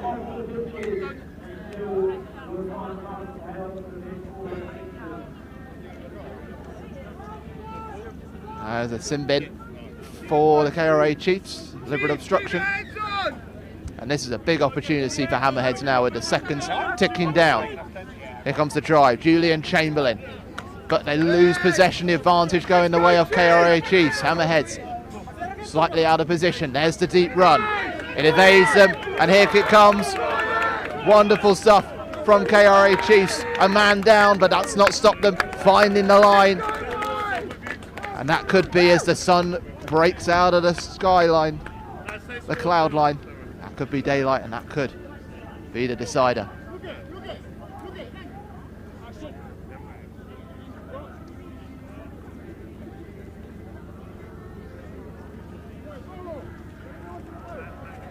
Who's staying on?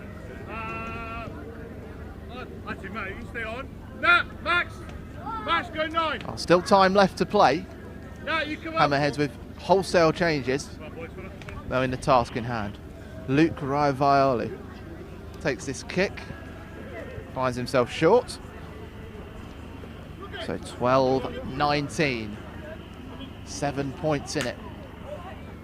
Hammerheads were to score and get the conversion, and it was to end all square. Be point each. 3 points for a win in the group stages. On the restart, it's fallen to Hammerheads, but there was a knock-on in the process. And that is the last action. Claps of celebration from KRA Chiefs.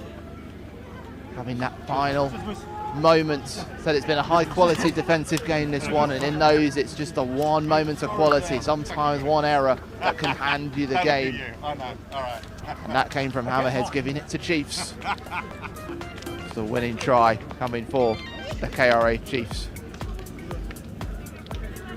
Handing a blow to the Hammerheads, runners-up last year. They look to go one better. They'll stumble on the way. Plenty more to come here at the Elite Super 7 Series at the Oxford Sevens. At full time, it ends. Hammerheads 12, KRA Chiefs 19. We stay with the men's elite and we go into Group B next with ASC Dukla Prague taking on Akuma Rugby Agents.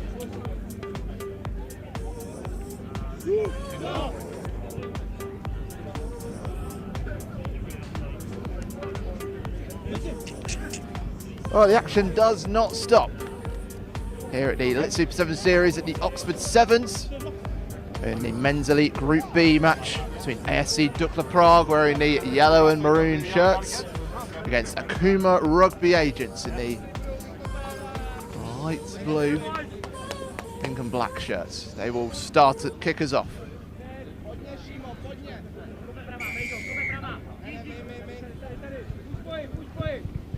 Away we go. Stay connected. Could well bounce all the way out of play. So we'll go back to the halfway line. ASC Dukla Prague joining us from the Czech Republic. Prague with players that are part of the Czech national team. Reached the quarterfinals in the Mana Sevens last week.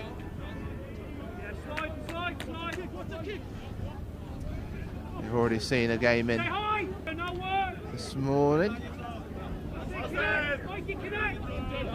Other than the men's, so this is our first Group B men's games in the men's elite. FRM Beavers and Stunts taking the other game.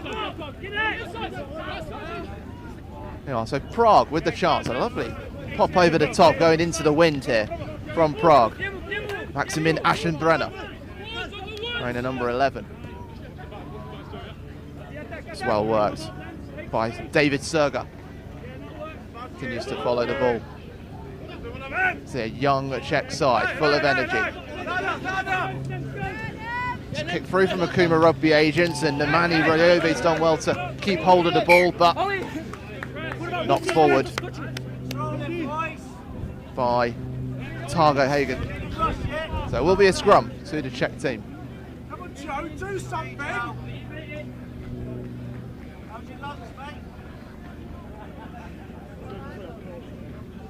Lots of exciting young players in this team. Simon Krupa to put the ball in.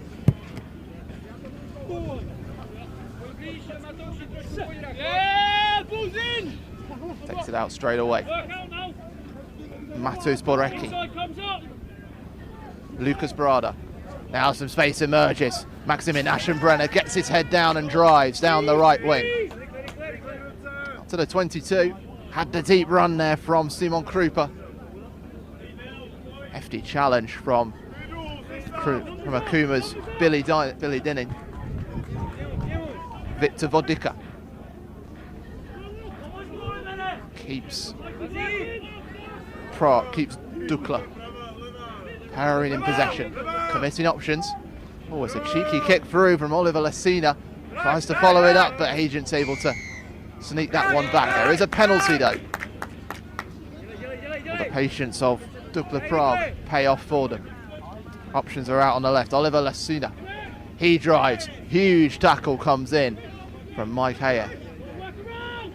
Victor Vodica, orbital pass, space out on the right. Step inside and another. He'll get the line, and there it is. Matus Borecki opens the scoring for ASC Dukla.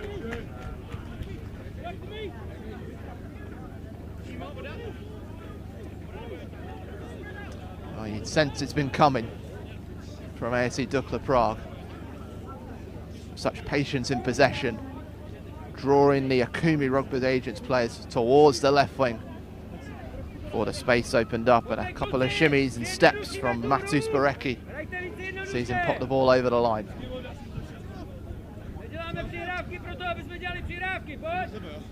Conversion won't be added, so it'll be 5-0 to Prague over Akuma Rugby Agents.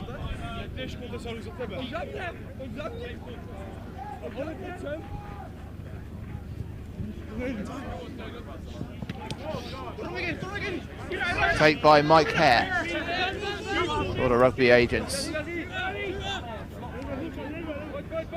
Edinburgh Sevens winners earlier this year. This might be a poach from Simon Krupa for the Czech side, but not able to keep hold of it. Over the top, inside from Hare, bundling past two challenges, but Rayobo can't keep hold of it.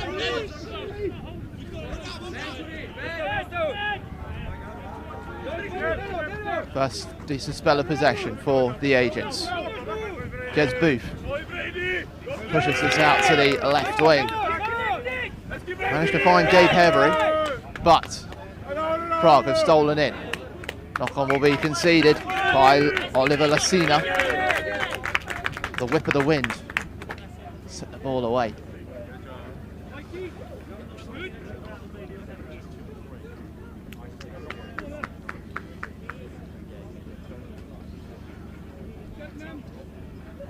That will be Simon Krupa.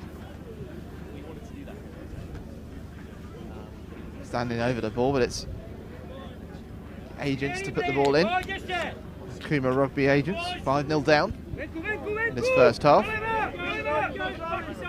Oh, there's a bit of a drive. Lovely offload as well from Nemani Ryobe into Thomas Tanvi.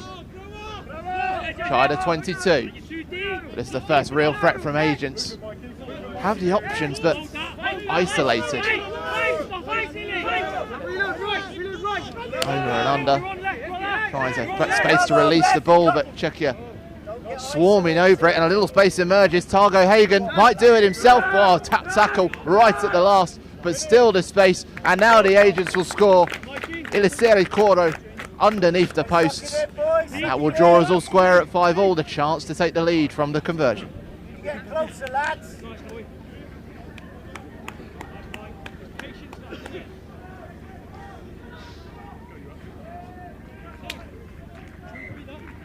Thomas Tanvi to take for the Agents.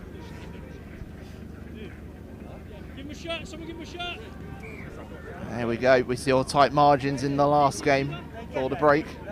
And it's deja vu. With Akuma Rugby Agents leading ASC Dukla Prague by 7 points to 5. Same score that KRA Chiefs had over Hammerheads going into the break. Still some time to play before the referee will blow his whistle. Good kick there, nothing silly. Just make sure 10, Joe. So Joe Booth to take with his bright orange boots. That'll do. Just down the middle. Asher Brenner to get behind it. Has a little burst of pace and also whips a whip of the ball out to the wing. Oh, there's a burst of pace as well. These long levers going. Lucas Brada will look to respond immediately for ASC Dukla from one end of the pitch to the other. Lucas Brada bounding down the left wing and gets underneath the posts to get Prague back in front. He'll take the conversion himself. Took the first one and missed, takes this one and scores. And at the half-time whistle, we have a 5-point game. 3 tries, 2 of them going the way of ASC Dukla Prague to lead Akuma Rugby Agents by 12 points to 7.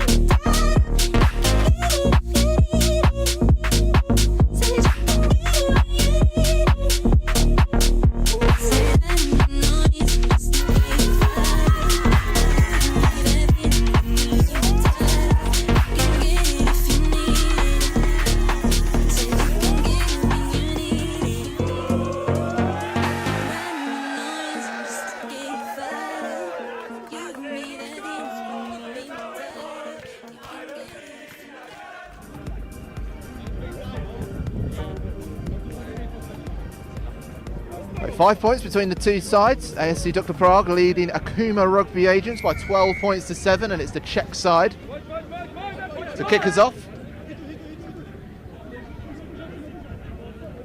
As the Akuma Rugby Agents man is hauled to ground, but still possession for the side. Elliot Simmons carrying the ball. Lovely offload from Billy Dinning. Got the exchange, but again Simmons has to do a 180 to try and get out away from his own 5 metre. The press from Prague is persistent, and there's a spill, and that's straight into Prague hands, and they'll capitalise on that one. Karel Sampelik onto the loose ball, and it's a 3rd try for Prague.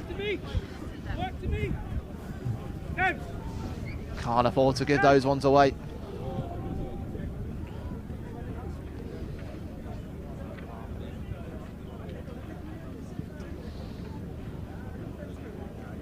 Wide of the mark from the conversion from the scorer, but it is a 10-point game now, 17-7 to Dukla Prague over Akuma Rugby Agents.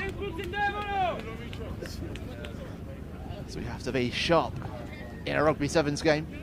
Never know the bounce of the egg, which way it's going to go. A ball fallen kindly as Rugby Agents look to respond straight away, but how quickly the door is shut on them by Dukla Prague.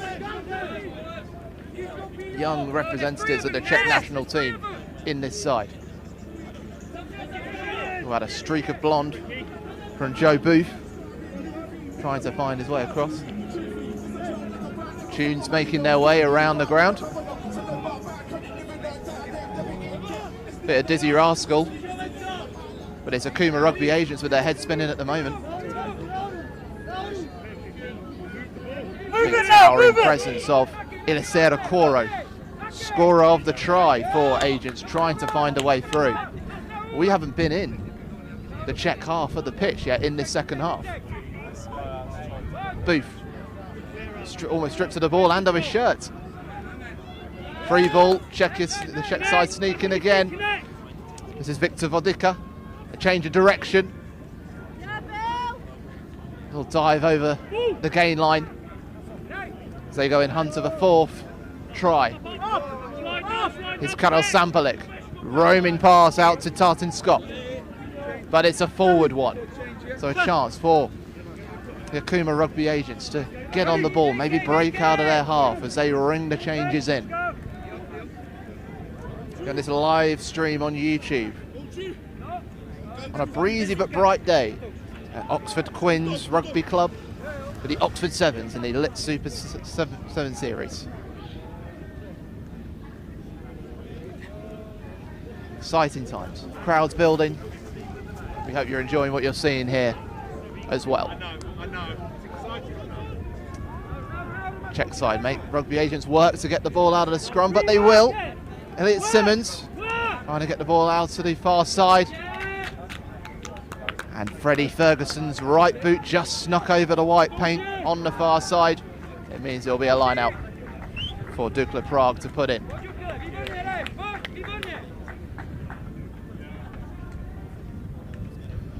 Rugby Agents coach Kams Nagalavuki is giving his thoughts to the players around him, trying to see if they can find a way to get back. Nice idea from the Czechs, but ball veered forward, so it means that Rugby Agents can restart play. But again, the entirety of the second half of this Men's Elite Group B game has been played inside the Akuma Rugby Agents half. That is testament, though, to the defensive work of the Dukla Prague side. But maybe Rugby Agents can change that with the players coming off the bench. Thomas Tanvi sneaks the ball into Booth. There's a burst of pace, ends up being lateral. It's a real scrap at the breakdown. But Agents able to keep hold of the ball. Simmons has win the penalty, not releasing the man.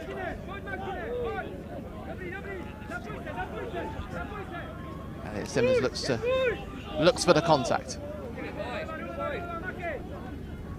It's Thomas Tanvi. Tries to kick through the middle and chase himself. Ball might bounce for him, but it bounces for the check side instead. Antonin Vorb going on his own, has a man on his inside, gets away from the tackles. There's a man on the outside in Simon Krupa, and that is a 4th try for Dukla Prague. 4 different try scorers for the Czech side. And they've been able to capitalise on the loose balls when they've bounced their way. They go over 20 points. Karel Sampalik to take, looking to get his first conversion, which he will. And stretches it out to 24-7.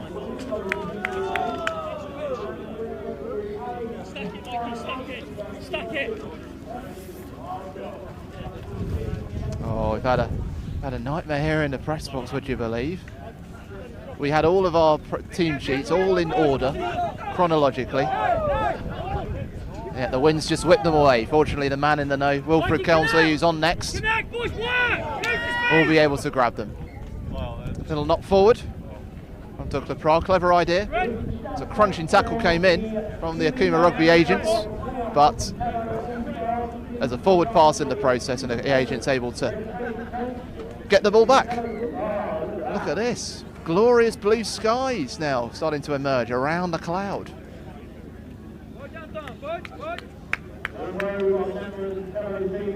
Shining brightly on ASC Dukla Prague right now.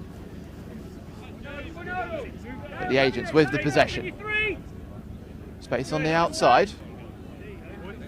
So looks to break away. Nice pass inside. It's good work from Albie Matthews. He gets up and keeps them in possession. Advantage coming. Looks the penalty booth. Wants to kick and move.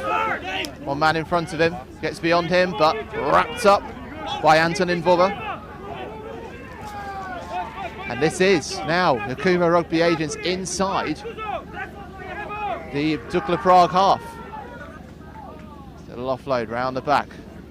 And will work its way in, and there will be a try for the Akuma Rugby agents. And they'll get under the post as it's finished off by Gabe Herbury. Kicks through just wide of the mark. There is still time. Or not. Final whistle blows. An enticing game, this one, in the Men's Elite Group B. Cold ruthlessness from the Czech side, Dukla Prague, with 4 tries to get them a 24-12 win over Akuma Rugby agents. Coming up next on this main pitch, we continue with the Men's Elite, University of Bath against Butchers.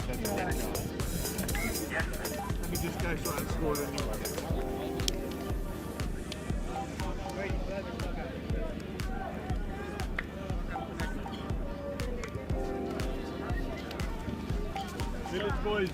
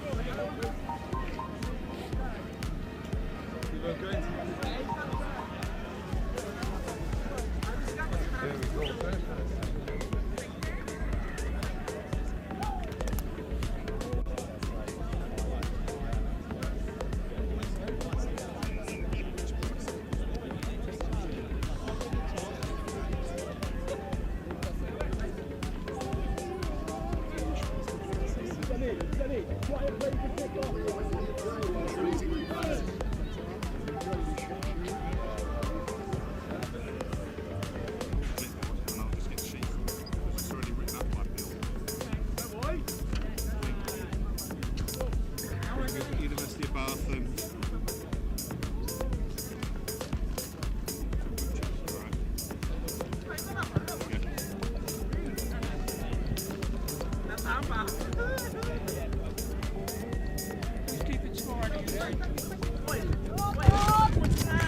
Welcome back to the Lit Super 7 Series, the second leg, live here at the Oxford Sevens. Thanks to Warren Muggleton, I'm Wilf Kemsley, back with you for the next three from our men's elite division. It's two sides hoping for a much better weekend of rugby than they experienced last week out at Manor. It's the University of Bath taking on Butchers Sevens. Clinton Roberts is here in the house, of course, the man himself who founded the Butchers all those years ago. Get up, get up! And it is the University of Bath, the brothers in the blue and gold, looking to break away early here. The Superlux Rugby champions dipping the shoulder here. Winter for the corner. Hunted down by Leiloma, a veteran of the Super Sevens tour. Nice switch for Bath here, still on the front foot. Winter. Jenkins! Reece Jenkins snipes through for the opening score for Bath. Really impressive performance from the scrum half last week as Max Winter will take the kick. It's an interesting Butchers team. It's got that core Welsh talent and then a couple of players from the other side of the River Severn have filled out their lineup as they look to go a little better than last week at the Manor Sevens. Bath in the same boat as they take the first 7 points of the day.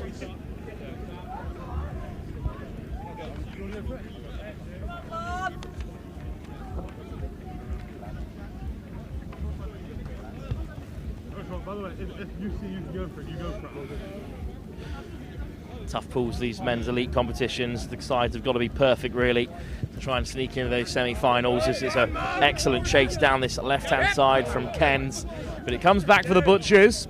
Slapped back by Bath, no knock-on. In the tackle, it pops up for Ollie Bullied. Big dummy to try and work their way through there from James Beresford. Butchers have it back, and they win the penalty as well. Got action for the women's elite to come for you next, but it's Malachi Leiloma, formerly of Shogun Sevens, looks to dance his way through. Big chance here for the Butchers on the front foot. Leiloma to the edge, and that's a very simple score. I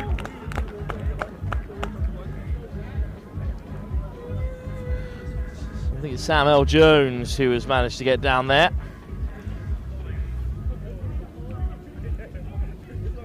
Tough group for both of these sides. That also includes Apache, but due to a couple of late dropouts, there are only 3 teams in this pool. So you actually only need to win one game in order to qualify through to the quarter-final stage. But tough kick to level it up. Up goes the flag, brilliant nudge. And the Butchers are on the board. It's 7-all here in both these sides' first game of the tournament. It's Apache's main team that also occupy the pool. They'll be favourites to go through as top contenders. Let's see what Butchers have to say as it's hung up high by young Sonny Greenman and then tapped back by the Butchers. And here's Leiloma. Lecco. Harry McNulty with formerly capped by the Irish Sevens international side before it was deformed. Greenham points to the left-hand side, and that's where the Butchers are off to. McNulty, Leiloma throws the dummy and dances his way through, and it's outstanding as always from Malachi Leiloma. Champion in the Manor Sevens with Shogun last season. Popping up again on the domestic circuit, this time with the Butchers. And the Welshmen are in front.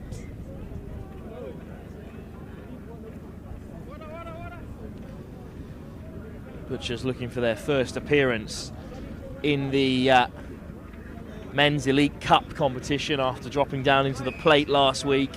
And in this 3-team pool, with the top 2 heading through to the quarterfinals, they are 1 foot into the cup quarters already. 14-7. Just give a yard on kick off, give a yard. Greenman. hung up high, and there's plenty on the chase here, but it's a great lift from Bath. And the brothers will keep possession. Oh, juggled at first receiver, just about kept alive. McNulty looks to make the touch. Back to the short side, there's an overlap on here for Bath, but it slips through the hands of Max Winter. And now the Butchers are in the 22 and they take the quick line out. Here's Lecco. Little hitch kick. Dragged to deck by Beresford. Leyloma throws another tummy, but he doesn't catch Bath out this time. Lecco could just crash over himself here. Big dummy. Inches short. Sonny Greenman goes over. The Butchers have a third and are running away with this one in the first half. 21-7. The lead extends. All the rugby being played in Bath's half. It's only their third time training together since this particular group were brought together for the Manor Sevens. Of course, the Bucks Super Rugby season only just finished, and Bath did come out on top against Loughborough in the final. They were outperformed by Durham University, though, last week as they looked to build their seventh season ahead of the likes of the Celestial Sevens in June, of course, that huge Sevens tournament for the university sides.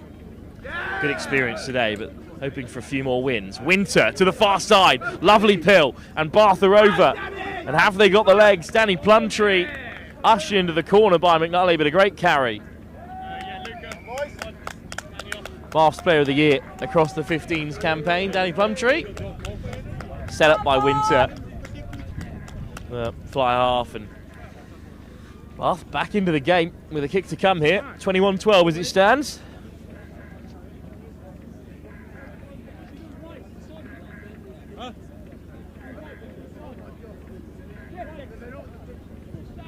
Good effort from the kick. Hung up in the wind, but just off target. Molly bullied.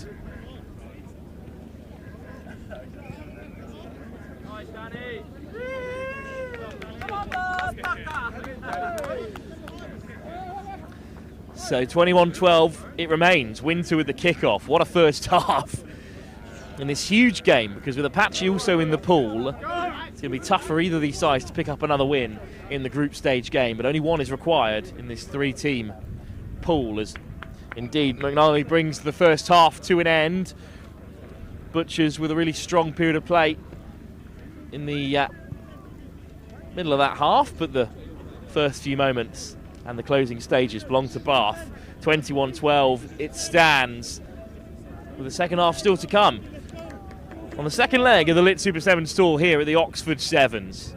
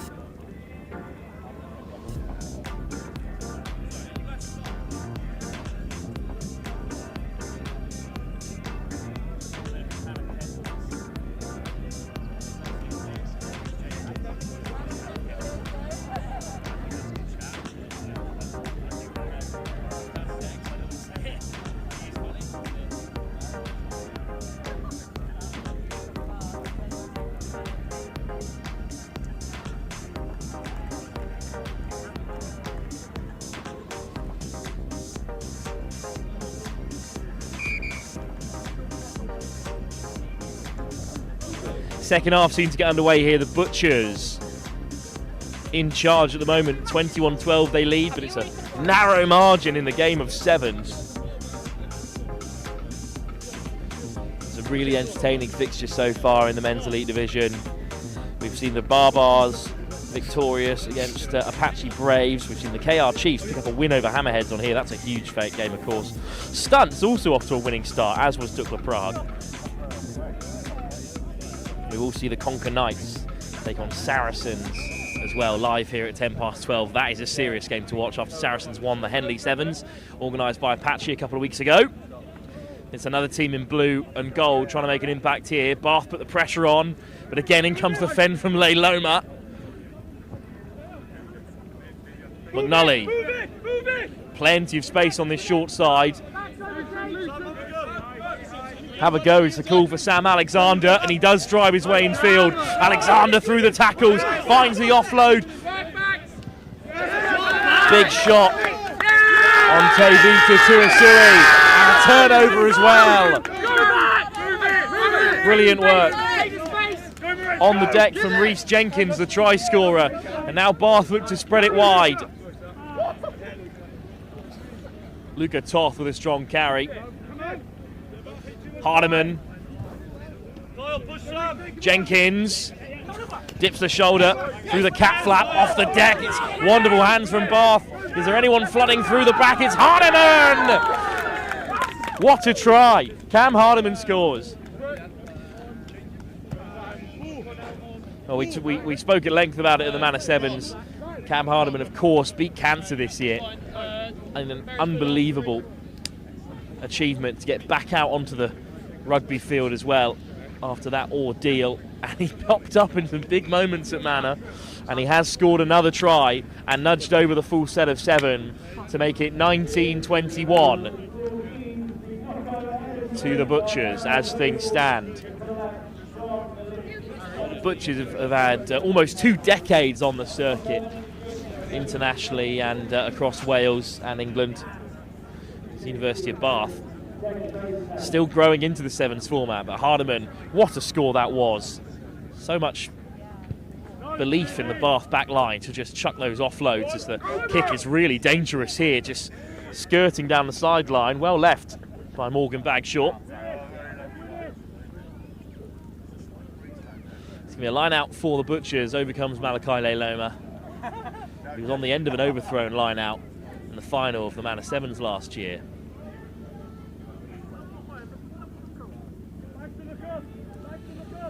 Stolen by Toth. And Bath have it back again. Hardiman gets onto the outside shoulder. Baxter throws a dummy, almost through, and then a big shot from the Butchers. Wins it back, but they're not going to mess around here. Tuisui. Still going to be to Tuisui. Head down from Ethan Williams, but he's smothered. Great work coming back from Ollie Brook. Tuisui. Bagshaw. Looking to flick that offload away. High tackle is the call. Quick tap from Malachi Leiloma, but he's off the mark. Bath survive. Next try crucial. Bagshaw with the tap, looking to get the Butchers further ahead in front. Leading by 2 as things stand. It's a mix-up, but it's been knocked backwards. That's a wayward pass, and it's been picked off by Bath and then spilt. Oh dear. How on earth has Will Baxter let that one slip? And they could be further punished here, the brothers. Akai, his pass to Tuisui is loose. We've descended into chaos here in the men's elite division. But Hardiman, lovely shape on the pass. The bounce on this artificial turf is really challenging these 7 stars at the moment. Looking for the kick. Some choice language on the sideline. Don't you dare. Look to put it ahead, Hardiman. Somehow gets the pass away. One-on-one here, Bath. And it's a great hit from Ethan Williams. Well, what are we doing, guys? Will Baxter was through and completely unprompted, lost possession, and then could have been a break for Setaraki Akai, but his offload was loose.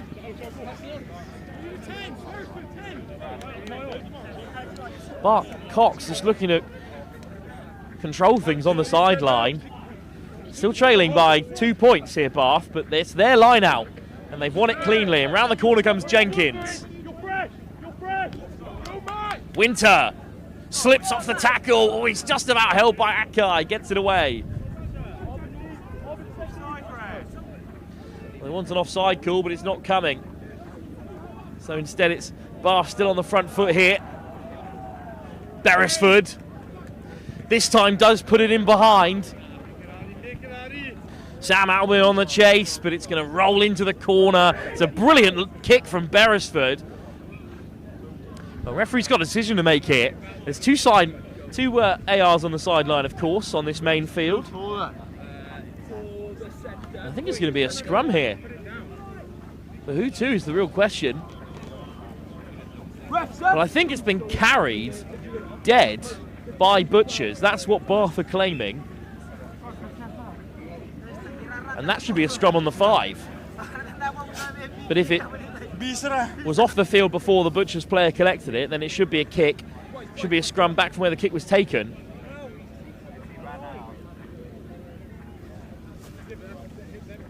And it is going to be a scrum 5 to Bath. The Butchers player claims that he's touched it down before it left the field, but two referees in close vicinity, and what a chance this is for the brothers to leave the Butchers adrift at the bottom of the pool. Beresford looks to go out the back, but it's loose, and here goes Jenkins. Switch on the inside. It's a coming together from Freddie Ershawn. Jenkins, Winter, again, his scrag tackle. Got to tuck his shirt in, Winter, at this point. Does get the ball away. It's Cornell on the edge. Snipe from Winter down the blind side. Will he score? AR's in close vicinity, and the try is given, and Bath take the lead.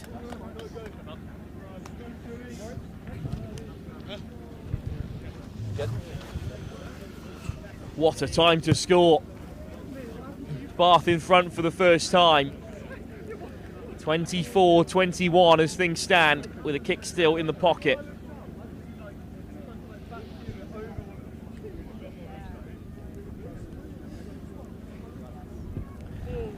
The kick is wayward, and the game is still on here. There is chance left in this game for the Butchers. One last roll of the dice for them. The very talented Apache sides, who did in fact qualify for the Cup last week at Sevens, still in play. They need a win here. Winter recollects, nudges it off field. What a play from Max Winter to rob the Butchers of one last chance. And Bath are victorious on the Lit Super 7 series here at Oxford. And in just a 3-team pool, they're relying on Apache to do the job over Butchers, which will secure them their spot in the Cup quarterfinals regardless. Great win for them.